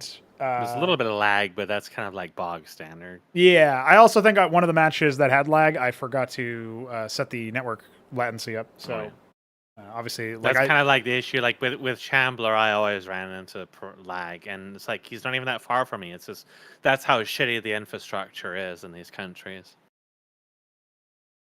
It must be nice, though, for you to be able to actually have a POV in the game where you can scout around instead of relying on my Discord screen share or whatever. Yeah. Yeah, it's nice to be able to kind of look at stuff. And, yeah. you know, you can be focused on one thing and I can look at another or whatever. Yeah. So there's just like little odds and ends and amusing things I notice along the way. Well, Shambler's taking his time doing a victory lap, but he still needs to win one more game to qualify to playoffs. Although I think at this point he's guaranteed at least second place, but I'd have to do some math on that, and I don't feel like doing math on that right now. So. You know, math is a tool the devil designed to distract you from the truth of God. I think technically if Beaver chains together a bunch of wins, this one, then Biddy B, then again, then the Shambler again, he could conceivably... make it so that it's a tiebreaker at that point, but it would take a while. I think he's beatable by these players. Yes, but they have to kind of understand what he's going to be doing at the beginning of the game. Yeah, and know how to respond to it, because his standard play is most certainly the most formidable, as you've seen, and it's kind of hard to get out of that situation once you're in it. That's why I lost so many games to him for a long time until I kind of started like figure out, you know. You don't really want to be that aggressive against this. You don't want to, you know, push this too hard, whatever. You got to kind of like try to put him in a state where he's uncomfortable, which in my case is turtling out as hard as possible and preventing him from getting too much ground on me. Or sometimes cheesing the ever-loving fuck out of him, as I've been able to do. If you can cheese him, you can put him off, and that helps. Now, with this map here, we used to have Niduses on these... cliffs here. Do we still have that? They are still there. It's just not revealed by default. So the way that it works out is there are along this little catwalk bridge that connects it to the post. There are a set of burning structures, and they burn down by default eventually. But you can escalate that by attacking them, and so you could theoretically surprise your opponent with a good, timing in that sense. And the Nidus does lead link to the opponent's base. Yes, they still link directly to each other. Okay, so hypothetically, you could use your feet to pick up a bunch of units, put them on the other side, and send them on over. Then That's not a bad idea. Building, yeah. But, it's still a little bit faster than normal. So there's the future station. Yeah. And it looks like Beaver. He's got an idea. Look, cheeky. Look at what he's training. That's a... This is how you do Shambler. If you are not really confident about dealing with that, at his stage in the game, you gotta go into your stage of the game, which is oh no, you might just get cucked by the future station. Oh, there you go. He figured there we go. Now it burns armor, so obviously the future station becomes a lot more like putty, and this 3-man hit squad is going to. I mean, obviously we've got to do it on the other side too. So it's still a little bit of time here, but there's nothing here. There's a Hydra on the way. I don't know how this is going to go. I think maybe we found the response. I think maybe we found the answer to Shambler. It's a Kagrant. It's not a Circus, of course. No, it's turned into a Larvos. There's a Droleth. There's another Achman. When this Droleth checks the expansion, nothing's going to be there. He's going to come up. He's going to see a stockade. There's going to be nothing there. Oh, no! Too late. Well, okay, the first Huracan is going to get pulled down, but now there's 2 more, and there's no deaths yet in terms of damage. So no worker deaths or anything. Going straight for the Hydra. Yeah, that's interesting. Oh, there we go. Plenty of splash damage. Ahmed reigning supreme to potentially take down none other than the Shambler himself. He's even going to go ahead and not quite kill the Hydra. It was 1 point away. They Yeah. did not skip leg day. It was such a valiant effort. But Yeah, at you the know, end of the day, yeah, at this point, he can, of course, drop an anchor if he wants to, but it would be Yeah. a bold move, and you know what? It's going to do it. Now, that Maverick can stim and focus down the Hydra, maybe, but I don't know if it's going to be enough there. And there he goes. Yeah, he's not targeting the right one, yeah. And look at that. It would have definitely killed that Hydra. It was Hydra such as a well. worthy effort. He's even got feet in Shambler's mouth, you know? No. There's nothing more you can... Oh, the Hydra's going to pop out right into Ahmed's awaiting arms. And they both die miserably. Oh, Ahmed. Now, let's see what happens, right? Because one of these players can choose to just destroy the Cesian if they want to play a more standard game. There is an Azira core coming up. Shambler's not quite paying enough attention to this Hydra here. It's got to run away. He's just building Ahmeds. That's it. That's all he's building. I mean, that's all you really need. Yeah. I mean, maybe he needs more Ahmeds. But... I think so, yeah. I mean, they can chase down the Hydras, right? So it is possible. He's got, you just need so many Ahmeds that you can send them out, some after the Hydras and then some after the space, but the Azira core. So maybe at this point now he's going to build defeat. There's so many Ahmeds. Ahmed is not to be trifled with, my man. He burns your armor down. He rends you. Look at that. Oh, no. Those Hydras are very, very, very low. There is no circuits or anything in his base. If he fumbles on this the pathing! Oh, no. Oh, no, the pathing. Oh, couldn't even get the shot off. Tragedy. Hey, there's two more waiting on the other side. And look at that. It does finish. I mean, it's an Ahmed. It's not a ranged unit. So I don't know what he's planning to do with that exactly. I don't know, but he brought additional Masons. Those are also melee units. Oh, he's just going to lift the feet and just drop it in his mineral line, obviously. I don't know why I didn't think of that before. What a lunatic. At the same time, there's really nothing back at home. Like, this could have been taken care of very differently. But... I mean, he could just, like, ignore Ahmed and go right through the Nidus, and then we have some problems. Oh. Ahmed strikes back. The 8D plays. Back in. Oh, my goodness. Oh, the pain. Why isn't he building anything other than Ahmed's? He's gone too far in the sauce.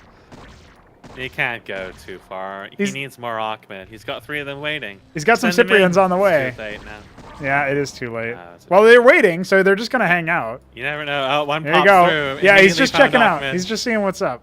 Look at another Ahmed's going to go ahead and not quite block it. Oh, look, more. Oh, fuck him up, dude. He's in a corner. This is actually really... This is not great. Yeah. I don't think Shambler is expecting that. In fact, he's going to lose that Hydra. And barely not kill the other one. Now there's a single Cyprian. Yeah, that's going to be more than enough to deal with this, I think. So. Oh, it doesn't even kill Ahmed. Oh, look at that. Look at that, another one. They're multiplying. It's a magic trick. Dude, what a map, honestly. He prepared this. He knew to do this. Cyprian got a lot of mileage. Oh, and he's out. And I just walked right into Ahmed's oh, look at that. Again. Oh, instantaneous 2 Hydra deaths. Oh, if they followed through, they would have just instantly killed that one too. Holy moly, what a map. What a match this is. Their worker counts are still both 14.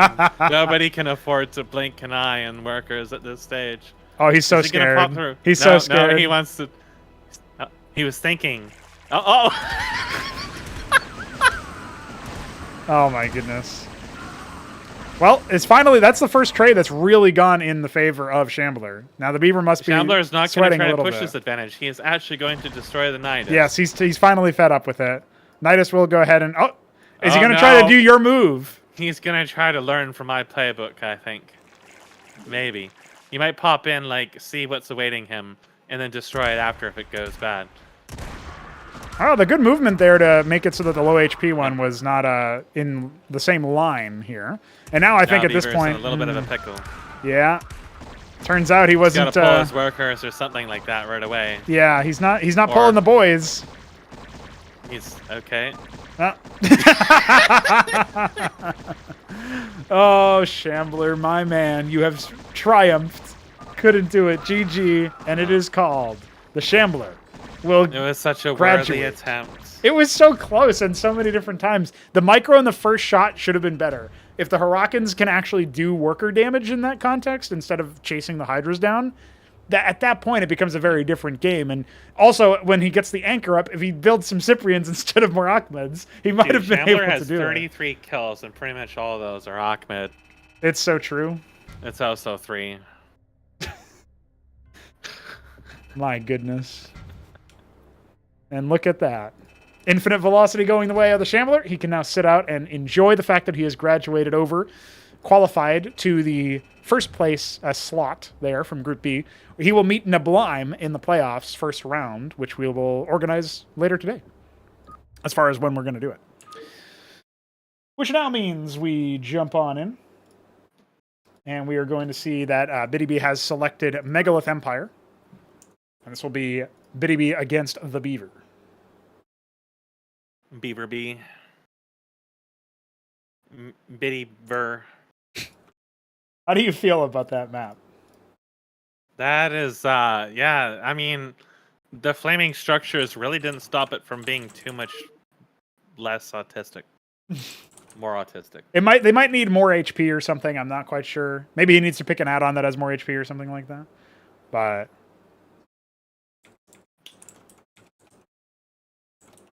I mean, it stops the super hyper early scout, yes. but especially for like Ahmed, who can just shred the armor, it's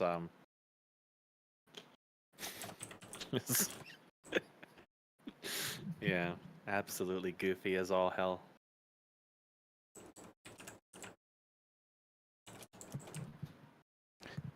All right. I was kind of screwing up the codes here. So Actually, since these players already had a match, yes. this is the last match, unless... Well, if so, basically, Beaver is back against the wall. If Beaver loses this match, he is last place. Biddy B will qualify by definition, I think, because this will have been match 6. So the way that it worked was we had Biddy B against Beaver. Biddy B wins. Then Shambler goes on a 4-game streak to get us to this point. So we've had 5 games already. This will be match 6. If Beaver wins this match, we go to a decider, 7th game. Otherwise, Biddy B goes ahead and qualifies in the 2nd spot. So I'll remind them of that. Beaver, if you win here, we go to a final game. Else, Biddy B qualifies as 2nd seed. Okay. That way, everybody knows the details, more or less. Okay, I think that should be good. I guess that means Biddy B lost the one against Shambler, then lost again versus Shambler. Yeah, okay, so that does make sense, and my match score is correct here. So, you know, first time running this stuff. I'm learning too. Let's go ahead. Ready?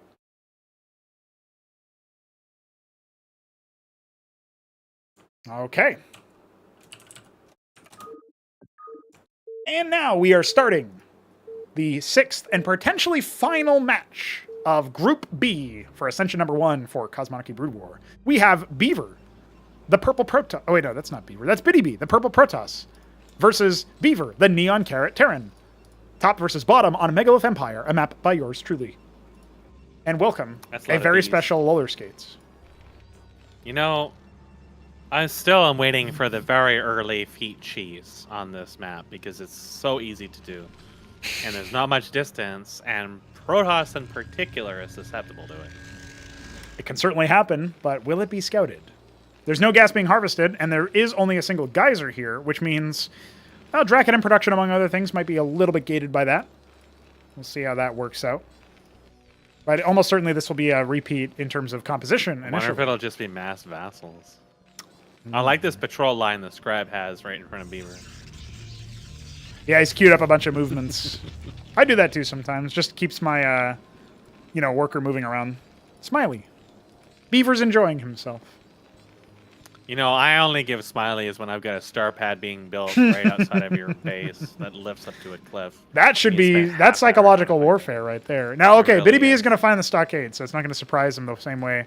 This also kind of like helps because now he didn't, for the longest time, he didn't need to protect his Mason while I was building because the scribe didn't know where it was. Well, and it's being tickled ferociously now. Yeah, it's not going to be enough to stop it, so that will finish. And look at this. They're engaging in mortal combat.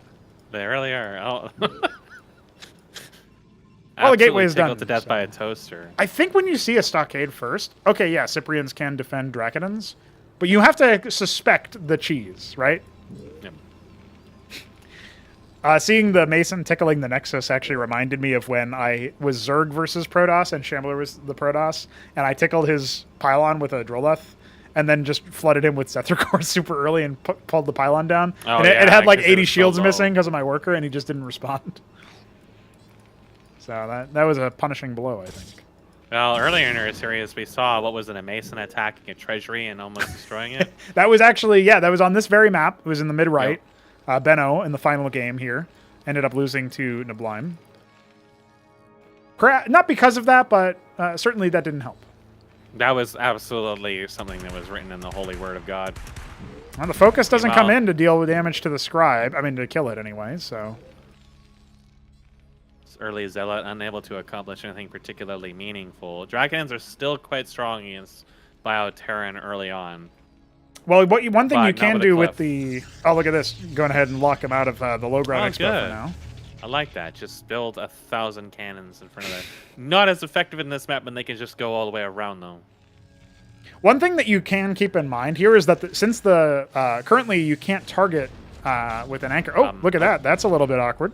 That should be a dead Cyprian. The rally is strike back. That's not a dead Cyprian. One more Dracodon shot would have done it, so... Could stick that Zealot into the anchor there. Yeah, the neutral one, just to keep it homely. Now, one thing you can do for the Dracodon with the Zealot... He's going to take the back door, it looks like. Yeah. Maybe he wants to. Yo. Well, he's scouting around. He's seeing what's up. Quarry being built right now, so more money available for general resource harvesting and spending. Now, one thing I've noticed is that there are some Hurricans out here to deal with the Zealot, but there's only one Zealot, so it's actually not going to be the end of the world there. If the Hurricans can occupy the Dracodons, it kind of works the way that Zealots do in that ZVP matchup, where the Zealots were occupying the Hydras, theoretically. They didn't in practice. This isn't the most lethal force, but he might get a couple of kills out of this. I think at least one worker should die here. It really depends on the reaction time. So there you go, the first one being focused. One of them actually being wounded from the scribe earlier. That damage actually potentially mattering here. Oh boy. Don't get caught up in them, though. It's less effective if the Masons block you in. Yes, yeah, no kidding. And the Zealot's already down. The Dracodon currently has that rended armor, but it's not going to be enough just yet. And yeah, just sort of wiggling around there. They do kill a Cyprian, so, you know, you got a little bit out of it. Meanwhile, hey, that anchor's empty. Well, not for long. Back at home, a second gateway being added for Biddy B. Neither player is expanding just yet. And there's actually a growing force here. The good thing about Dracodons is obviously that they can shoot from the anchor for one, but also they can... Yeah, they can do a considerable amount of damage, yeah. Ahmed. Ahmed! He died as he lived. Ahmed. Stupidly. Yeah. Warden back at home. Third gateway. Biddy B not too interested in switching up the game. Coming on the ledge there, learning from some past mistakes.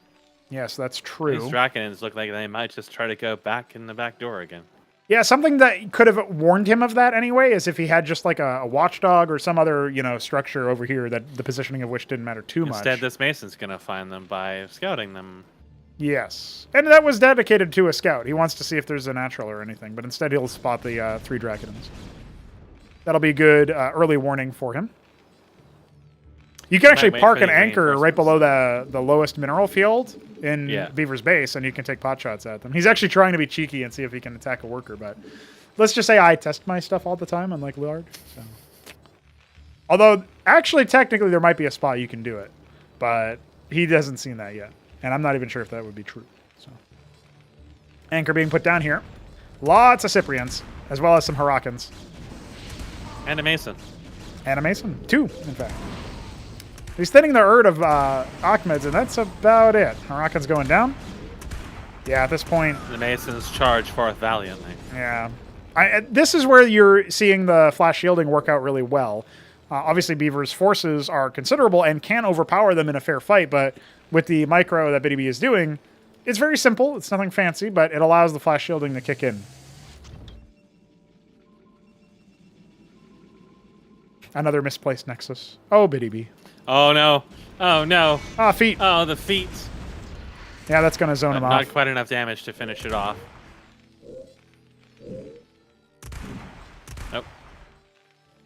Absolutely tickled. Very, very tickled. Still no different tech here. It's just Dracodons, Cyprians, Hurricans for some reason.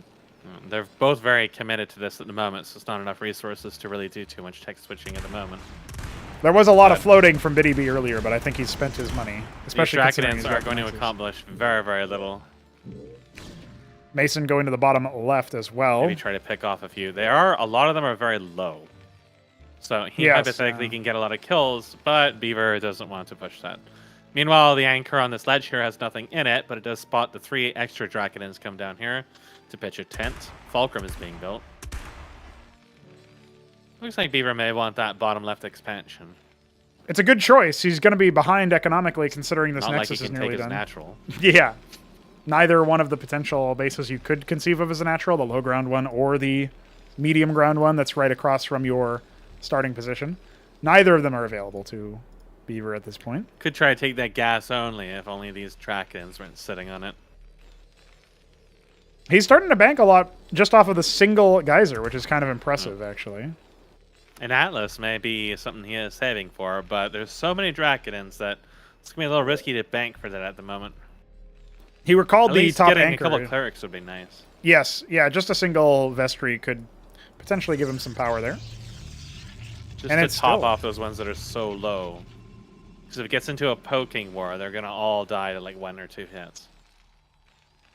Yeah, no kidding. On top of it all, I mean, he's kind of splitting his Cyprians that aren't in anchors, between the 2 entrances. He's favoring the bottom because that's where a lot of the Dracodons were, but there's more of them amassing at the ramp. And yeah, there are 2 anchors there, so, maybe you incur some losses just by charging through them. And there's the spot. It begins. He figured it out. Obviously something that will be rectified later on. A little bit too toxic. It for my liking. continues. This forces him to charge forth, which Yeah, it's going to be could be somewhat costly. useful.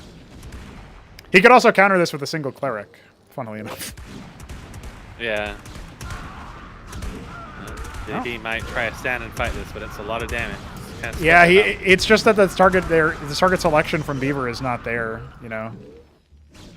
He did a lot of hull damage, and if he spread across, not spread across so many Dracodons, There's that could have still feet been... and more Cyprians. Yes. I don't think it can be broken, per se. He doesn't continue to abuse that spot that got him that easy victory. Instead, he charges back into his feet and just gets slapped again. Oh. Oh, one of them finally does go down. Now, there are Blackjacks coming out. Actually, Beaver voice acted the Blackjack. So, maybe there's some reason for that. Additional repairs. Just narrowly not able to do the trick there.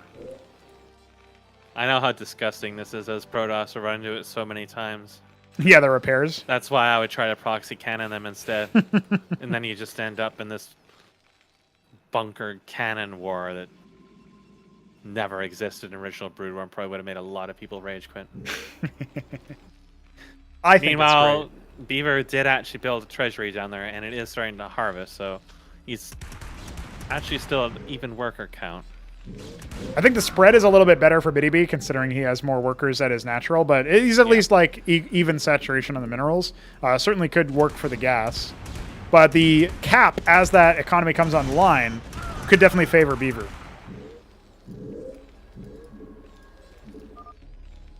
Oops. It's okay. He'll remember to continue working progress on that anchor eventually. It's actually going very, very heavily into scrap yards with the second one coming up. So if there was aspirations for tier 2, it got abandoned. Meanwhile, if BDB wanted to build some heavier attack, like, I don't know, maybe a fleet beacon, he's working towards that. Yeah, he's banking some gas. He's still not harvesting from the ridges, and he is there we taking are. food. He's back in He found the it. place of sins. Ooh. Ah. Uh, Yeah. Well, hey, you know what? This is a good move. Answer back. Bitch. There's an anchor they're gonna even die being without built being repaired is the problem. Oh. Ah, disgusting. I'm sorry, Beaver. I didn't know You this got spot to existed. repair them. Please, for the love of God. He doesn't know he can. There's more action down That's at the so bottom. sad. I mean, eventually enough workers are going to die. They aren't going to go to that spot anymore. He gets zoned off by the anchor anyway. So. Oh. He's trying to do the little micro no. trick, yeah, but he's put it on hold position there. So sad. The cheese will go rancid eventually. It's actually just continuing to spam dragons. He has full freedom of reign to go for tech. Even if it was something simple as trying to drop him, but he Oh, doesn't 4 want gateways. to do that. He's It's taking the holy darkened fantasies. Yes, yeah. And that anchor is still not continued, by the way. Oh, Kraken's charged forwards. One of them has died. There is a chance here, especially as the star pad concludes, as it has begun in the main, that a couple of drops with Blackjacks and Cyprians. Blackjacks trade surprisingly well versus Dracodons. They don't have the greatest range, but as long as they're kept healthy by some sort of healing, they don't deteriorate. They have a very fast attack speed. Yes, yeah. So, and they're not that far out. They're only one range less than the Dracodon. So odds are they'll be able to contribute. And look at So this. this bunker, he's stuck there to stop the cheese. Yeah. Actually gets a lot of free shots on these as they come down there. Well, he's going to go ahead and try his luck, it looks like. Blackjack's getting focused down here. And look at this. Bitty B pulling the trigger on multiple fronts. That bunker, again, really helping him out in the mineral line. Yeah. Well, this force will get cleaned up here towards the bottom. Front There's no more has no Cyprians. repairs. Yes, yeah, both of the anchors falling, and I think the Dracodon spam actually might clinch it out and give Bitty B playoff berth. He really depends on, what is going to be the response. They're still here. There's still some anchors, but there are so many Dracodons he's got to deal with. Starpad came a little bit too late. Smiles. He's got to pull back those other anchors. Or he's going to lose all of his production. Oh, the other Dracodons charged them. Kind of needlessly, honestly. He should have waited for him to pull them back and then go in. But well, or charge down with the top ones, yeah. But at this point, I think he's trading too cost efficiently. Unfortunately, the Beaver's hopes have been dashed. He will exit in last place, but he'll have an opportunity to play again next time. Who knows? Maybe that'll be next week. And look at this. There was even a proxy sequestered icon. oh, perfect. Yeah. Insurance. Well, he could have built like 30 cannons there, too. Might have been a proper way to hold the cheesy spot. But nonetheless, Darkened Fantasies will be very pleased. He will. Think of all of the units that Beaver killed. I want to say 30 of the 31 were probably Dracodons. Oh, there was a Zealot, and there may be 2 Scribes. So yeah, 28 or 29. He built 91 units. I'm sure like 80 of those are Dracodons. Well, there you have it. Group B has concluded. We have Beaver exiting in last, with Bitty B taking the victory here at the end.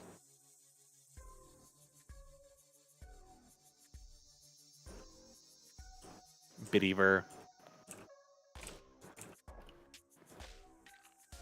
Oh, wait, that's not what I wanted to do at all. Beef B. Don't mind me. Never used OBS before, apparently. Well, there you go. I'm minding you. So, you know what? There wasn't really a specific thing that was a glaring issue, I don't think. I mean, there's some discussion already from Fagudo in chat about whether or not there's toxic spots are a problem, like the one with the Dracodon behind the minerals. And maybe that's right, that forcing an interaction is fine. Especially since you could have just covered it with a single anchor. But I also think that it's very specific. I mean, maybe there are enough units with 6 range or more at tier 1 that all of the races can contribute to that. Like Lechizalisks could be there. Obviously, Goliaths and Cyprians could be there. So, the fact that a Dracodon can also do it, maybe it's not... It's just a quirk that you have to keep in mind. That could very well be the case, and maybe it's fine. But beyond that, and beyond the harvesting issue, the return resources issue that happened to Group A earlier on Main Street, realistically speaking, I think everything worked out pretty well. Yeah, we have to, get through the growing pains of me drilling into my head. Always set it to, extra high latency so that we don't have any weird lag, and then you have to adjust to the fact that your micro feels different in the middle of the game, which is regrettable. and all of that stuff. But as far as those growing pains are, those are fairly minor. You know, like I'm not really that concerned about how this thing has gone on. So it'll be really interesting now that we have a Protoss and a Zerg exiting. There is a potential. I mean, that means that our initial playoff matches, neither of them are mirrors. So we have Mystery Meat going up against Biddy Bee. That will happen as our first semifinals. And then our second semifinals will be the Shambler against Neblime. So that's a TVP and then a ZVT as a result of the way that this group shook down. So pretty cool. And that also means that our grand finals could conceivably be, you know, yet another not mirror. It would have to be Neblime and Mystery Meat both, you know, claiming victory in order to force a TVT decider, which I also would be totally down for.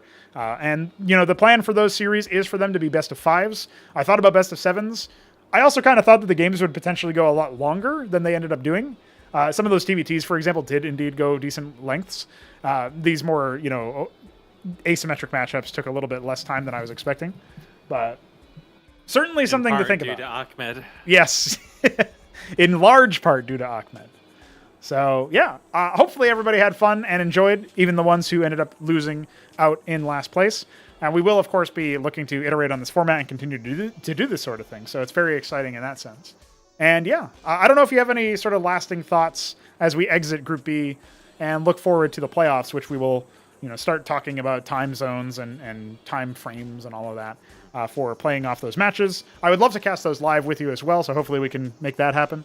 And we'll just sort of see how that works out. But did you have any sort of guiding thoughts as we exit Group B or just in general for the group stage of the tournament? I think it'll be interesting to see if the players do different things when it comes to the next set of games. Mm-hmm. Because now they have sample data to go from of how each other plays.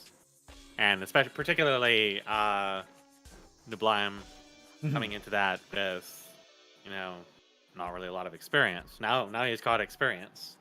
And now he's also seen the other races and has kind of like maybe more ideas of what he would want to focus on.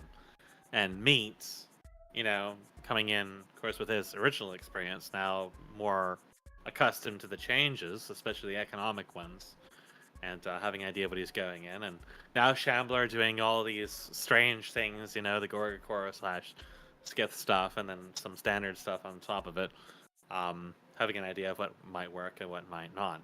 So I think when we go into the other one, we're going to see probably more standard play.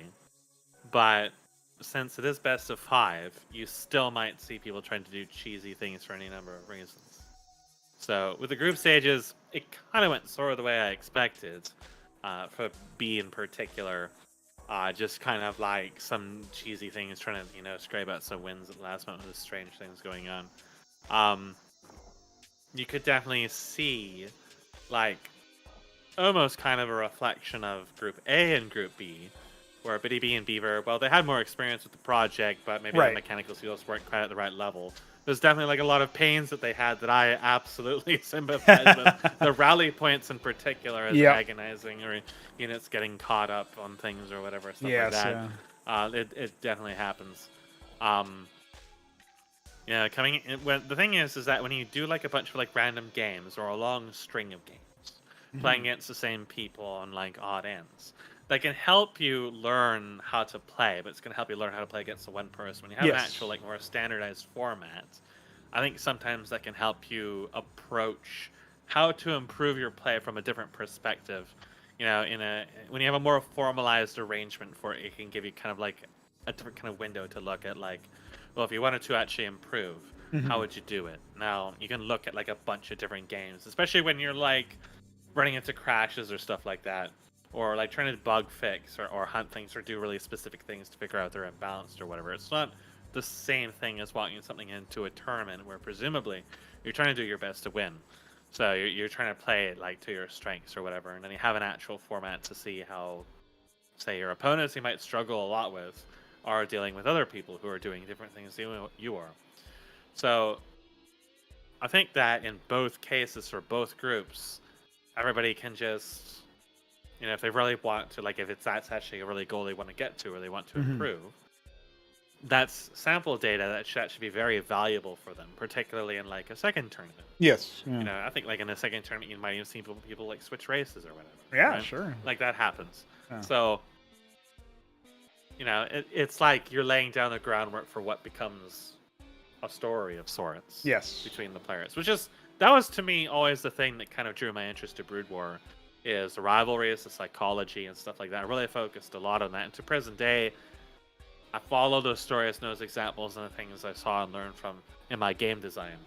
I always refer to that. Yes, and how the interactions work, right? Like how they affect how the players conceive of each other. And this is sort of something I was talking with Jonathan Blow about. One of the conversations we had was, you know, basically the story being told on a meta level between two players fighting each other and like adapting based on what they've done before is something that you don't really get in single player content, but something that could certainly be brought over if you had that consistent level of actual skill, but also personality to the way that things worked out. And that's born out of, like you're saying, applying to game design theory and practices which, you know, emerged out of analyzing pro play. Yeah. And it was like that's one of the more interesting things about these competitive scenes, is the stories between the players and how that actually manifests in the competitive gameplay, where people will do things because, you know, they've just had these certain tendencies or whatever they've learned from each other or watched from each other or whatever, and it just leads to them trying to outplay each other on that sort of invisible layer that isn't even expressed within the game. It's just the game's the way that it's actually manifested. Yeah. So in that sense, you know, when I look at these games, some of them can seem rather one-sided, but I think it's like, if it continues to grow, continues to be played, and the players continue to return, that story can still have many unexpected twists and turns, and then that's what always makes for an interesting story, is when you get into these situations where you have these competitions. Like, the thing is that with modern games, there's very, very little competition. The idea of competitiveness, the idea of self-improvement is very much scorned by modern games, multiplayer or single player. And you lose out on a lot of those interactions as a result of that. Like, most modern games, you can't even communicate to the enemy team at all. Right? Or it's so heavily sterilized or whatever. Now, it's not like the communication in this is really particularly a big deal, but that's only in the context of what you see in the games, is most of these players have been playing with each other for a while now.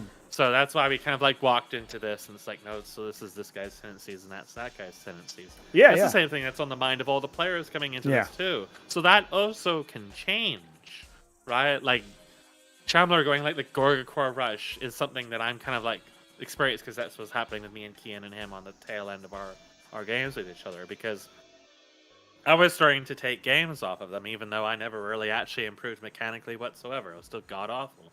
But I started to actually take games off of people because I was starting to learn how to play around them.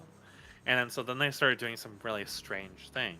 So we come into this, I kind of really expected that, but maybe the other players didn't really expect that. And that's kind of like how the story starts. That's how you see this kind of like strange interactions. And then how these old players also start to adapt to the economic changes. So the economic changes kind of also level the playing field in many ways, where, well, maybe he did spam build orders, but it was against AI and in a really short time. So now he's learned a lot from that. Maybe the other players have also learned a lot from that. So, I mean, Shambler kind of got a lot of infamy within the community by winning consistently against these people. So, you know, they all have that sort of like rivalry as it is already. So the story kind of started even before this. But this kind of like, it sets those stories in a very like presentable manner. And it like etches them out and catalogs them, and more than just we played a bunch of games and then talked to them about a channel that got buried away in a bunch of whatever. Right? So yeah, there's a lot more pomp and circumstance associated with winning a tournament or taking a game off of somebody in a tournament than there is, we played, whatever, who knows what was, like, in this case, the date was set, the time was set, we prepared to the degree that we could and wanted to, like, even in the minds of the players, in the moment, it's still more significant than, oh, hey, who's on? Hey, let me play, or I want to play, or something, right? Which is a lot more just, moment, ad hoc. And that's also fine, and certainly a time and place for that. But with a tournament approach, I definitely think that there's a lot more, like you're saying, there's a lot more, like, longevity, and it etches, like you use the word etch, and I think that's true. It definitely etches in the minds of the players, in the sort of annals of history, where we can now link to the VOD and, you know, sort of talk about that. But yeah, for sure. Interesting set of things. It's always interesting to come back to these old stories.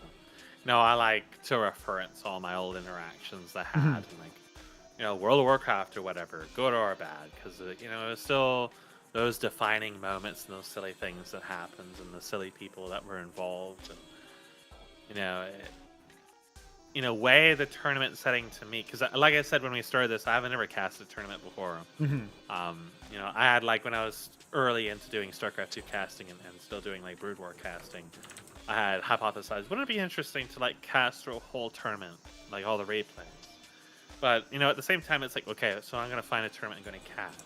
Right. But it's like, I can't do better than the OSL casters. I don't feel like there's much point in me even doing those. And it's like, I don't have any actual attachment to anything that's really going on.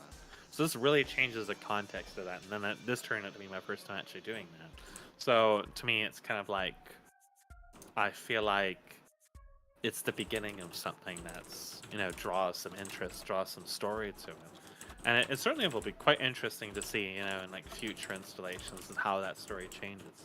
Because that's what really draws me. Because, like, you can look at any individual match and be like, oh, so yeah, Mystery was more experienced and he won these games against some people who weren't as experienced. Or you can look at these other matches and be like, okay, so Shambler, like, won. And maybe it's a little shaky at some points. And then you can look at these other matches, kind of like encapsulate their stories. And that's what you would do normally when you're doing like a large number of casts between a variety of players. Yeah. It's like they're all encapsulated stories. But the draw to me, and that either way I look at it, is like, okay, that's interesting. But my focus is really on the large scale. Like, what are the players going to take away from these games? You know, what are the new players going to do with this information? Are they going to stick around and continue to play? You know, are we going to see another, you know, burst of activity outside of the tournament as a result of it? Like, Right. What kind of interest will it accrue? Because I think the last burst was large part came by my arrival and my casting, and then, you know, like all the games that were getting cast on top of it. Yeah, There was yeah. incentive to create interesting things to cast. Yes, Drove absolutely. a lot of those games. So the tournament is like the epicenter of that, right? Yeah. So if that's people's draw for that, then they have even more reason to tend to the tournament and their performance in it. So. I think it's really exciting to imagine where we go from here. I mean, Benno was saying that he wants to see some like amateur pros, you know, play some of this and see what's up. And I was saying earlier, while I was there was downtime between the groups, I was commenting that there is actually, from the same community that Benno and Nibelheim came from, there is a player who goes by the username of Hawk, and he is actually a semi-pro, sort of amateur pro from the foreign scene, right? Foreign meaning non-Korean. And he plays their sort of like no hunters FFA thing where everybody's random and you're encouraged to like form alliances. And so it's very unique, similar sort of boat that Nibelheim and Benno come from. Like it's very, non-standard stuff in terms of the maps, in terms of the format of the game. So it would be interesting to maybe try to bend somebody like that, the ear of somebody like that, and then say, hey, you know, we got this very non-standard thing. It's very much its own thing. And hey, we've got, you know, tournaments. You want to come in and play and see what's up and, you know, see what he decides to do. And somebody with that level of skill who I would hazard a guess that would significantly outpace even like somebody like Connor or Mystery Meter Shambler or myself, like in terms of the skill that they can do, like they go far beyond, you know, even like all of those, the four people, myself included, our peak performances would not touch these guys in StarCraft 1. Like by leaps and bounds, they would be ahead. It'd be really interesting and compelling, I think, to see, you know, what somebody like that does. Like, do they just predictably win, or is it closer, or like what, you know, how long does it take them to adapt their skill set to the new one that is tested, the, you know, familiar but very different one that is tested by CMBW. And it's also the ideal situation where then you have high-level play to actually wager continued balance and effort on the project in. Because, you know, you might perceive the project in its current state to be relatively balanced, but that's only through the lens of what really, ultimately, in the grand scheme of things, amounts to low-skilled players. There's a very, very, very massive window of skill, a huge gap between A-class and S-tier class professional gamers in Korea back in the OGL days. Oh, yeah. Is there was just massive skill differences between people who, even at their lowest echelon, could wipe the floor with pretty much any foreigner, just without even really much effort. And there was still that big of a difference between them and then people like Bizu and Flash and Jaedong. And then when you get into those high levels of skills at that stage of the game, like that's where everything really begins to expose itself in ways you just don't even really think about. Like when you look at the micro, even the micro alone, like you can think back to the classics like the Immortal Marines or something like that, with the Megalith micro, whatever. Then you go to like Jaedong multitasking 2 different groups of Megaliths and stuff like that. Like there's just enormous differences. And then like you can spectate these games a tremendous amount, but you can still only infer so much useful information from spectating and making correlations and how to balance your project. Having somebody even at a rudimentary professional level get into it and get acquainted with it and start playing with other people and giving their input and seeing how their input actually amalgamates to in-game actions, and it's just a massively valuable resource to be able to have access to someone like that. Absolutely, yeah. So it would be great to have somebody like that join in, and if they've already shown a predilection for maybe trying some non-standard stuff, it might be easier to start with them. So yeah, there's all these sorts of things that would be neat to do. One thing I will say is, I don't know if you disagree, but my general viewpoint after the tournament is that there is nothing, barring some of the bugs and maybe some debate over some other changes like the quarry and the the one spot on Megalith Empire and so on. I feel like there is not really much of a slam dunk. This absolutely should have been changed. Like this is absolutely too powerful or whatever. I feel like everything at all, like all of the stages, the people who lost didn't lose because of something that was an oversight of the balance. They lost because after having many chances to maybe correct the errors and come back into the game, and it ended slowly or quickly or whatever. But either way, it was multiple sets of mistakes made or multiple sets of inaccurate understanding of the game or skill misplay or something like that.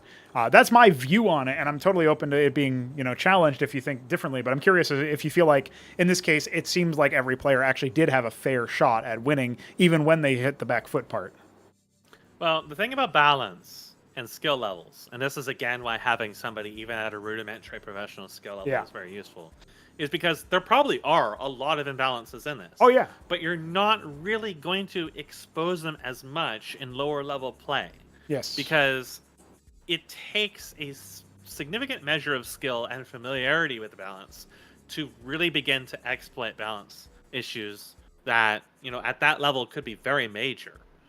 But at our level, it's like there could be major imbalances I don't think anywhere seen in this tournament at all. Right, that's sort Maybe of what I'm getting minor at. stuff, right? Yeah. But like if there were major imbalances in this, I feel like that they could be overcome through the player skill at this point in particular, because none of the player skills, particularly the stage, where they could super heavily min-max it. Yeah. Like let's say as an example, let's say a Cantorus for some reason had homing projectiles, and they were just retardedly imbalanced as all hell. But there's still like a lot of positional issues I could see being abused to destroy the Acantoras in that game anyways. So it wasn't like the Acantoras were really, overbearing at all. The Gorgochorus, for example, my experience with Gorgochorus was way more oppressive than what was shown in those games. Shambler lost huge chunks of them, and in many cases kind of unnecessary. It's like, I would have, at the time that I was dealing with them, would have said that Gorgochorus were a little oppressive. Maybe not like super imbalanced, but at times it felt like they were just too difficult to deal with. That wasn't really, like, I never felt that at any point watching these games at all. So it's like at those, in all those cases, I think they could have been solved just with, skill differences, scouting, build order adjustments or whatever. And, like I said, at a point I was like, I need to get hero fence against Can and Shambler when they're doing this, because that's going to help me punish them. And then against, like, I think it might have been against Shambler specifically, or maybe against Can. I don't know, it was one of the two. I decided I'm just going to go rush for Architects and shut them down that way and then slow crawl across the map. In fact, I believe that's one of the ones you casted where you were critical of my very slow pace to the game, because that's the way I had felt like I had to confidently close games against that kind of build order, because there were so many cases where I didn't do that. And then the Gorgochorus like wipe out half my bases before I even knew what was going on. So, like, that's just what I had to do. And, at no point in those games did I feel like it was super glaring imbalances. So it's more like there's weaknesses in my skills, and those are what's being exploited, more so than like, oh, this unit has 1 too many armor or does 2 too many damage. Like, when you get to the point with those, we want to be looking at is actual like specific unit to unit interactions more so than numbers. Again, this is why I don't balance stuff so heavily in numbers. I don't build like Excel sheets and do all this math. Sure, yeah. I just look at the actual interactions. The only thing I think that people might argue about is, oh, maybe the ion cannon / diadem is a little too strong. But, we didn't really get to see it fought against in the manner that it was intended to be fought against. Yeah.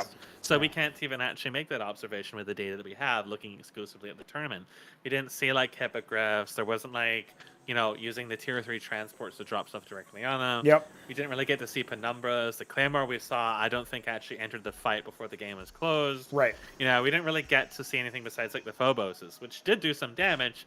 They just also stacked up and ate a ton of damage afterwards and all blew up. And there was only 4 of them. I'm pretty sure there was a lot more money worth of defenses and units that were surrounding them than there was in and loads of stuff in the bank. Yeah, Benno could have continued in that particular Well, I mean, case. just in terms of like the units on the field in that particular engagement with Phoboses and everything else, as there was way more budget of units attacking the Phoboses than there was the actual Phoboses themselves. So it's like, you can't really like look at each of these individual engagements and be like, well, that's imbalanced and that's imbalanced. You have to look at like the potentials. And the potentials scale to what the player's skill level is. And if the skill level is, even at like a higher level skill level, you can have like semi-professional players and it still can be very hard to balance stuff because they don't have that little extra edge that allows them to truly maximize the power of stuff. Like when you see like the Melisks, there's many cases I think the Melisks are absolutely busted as all hell because of what the professional players are able to do with them. But you can see, when you understand what you're looking for, you can see the granulity and the differences between the skill sets. Yeah. Well, a lot of Zergs, they just don't really have much success with Melisks against Terrans at all. And then others, they just seem like absolutely unstoppable.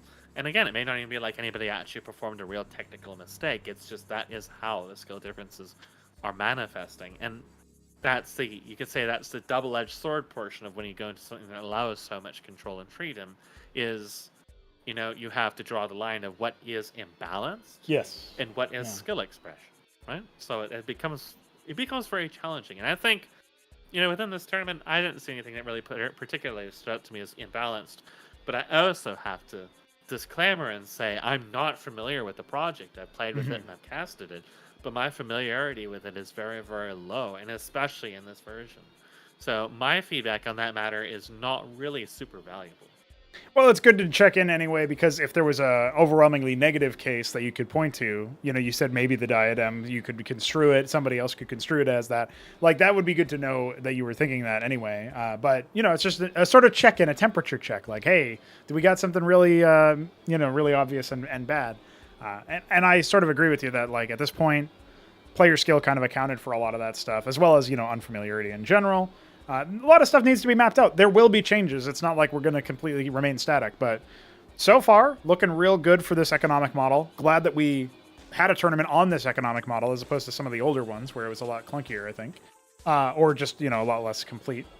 And yeah, I definitely think that we'll be doing this more in the future. So looking forward to that. Of course, we have playoffs. We will organize them on Discord and then do them live when the time allows. So I'll look forward to doing that with you guys later on. And very exciting stuff to have our first tournament so far with no real significant issues, which is also really nice. So happy about that. And who knows what comes ahead. But thank you once again, Mesk, for joining me. And thank you to all the players for playing. And if you have any final words for us, give it to us now.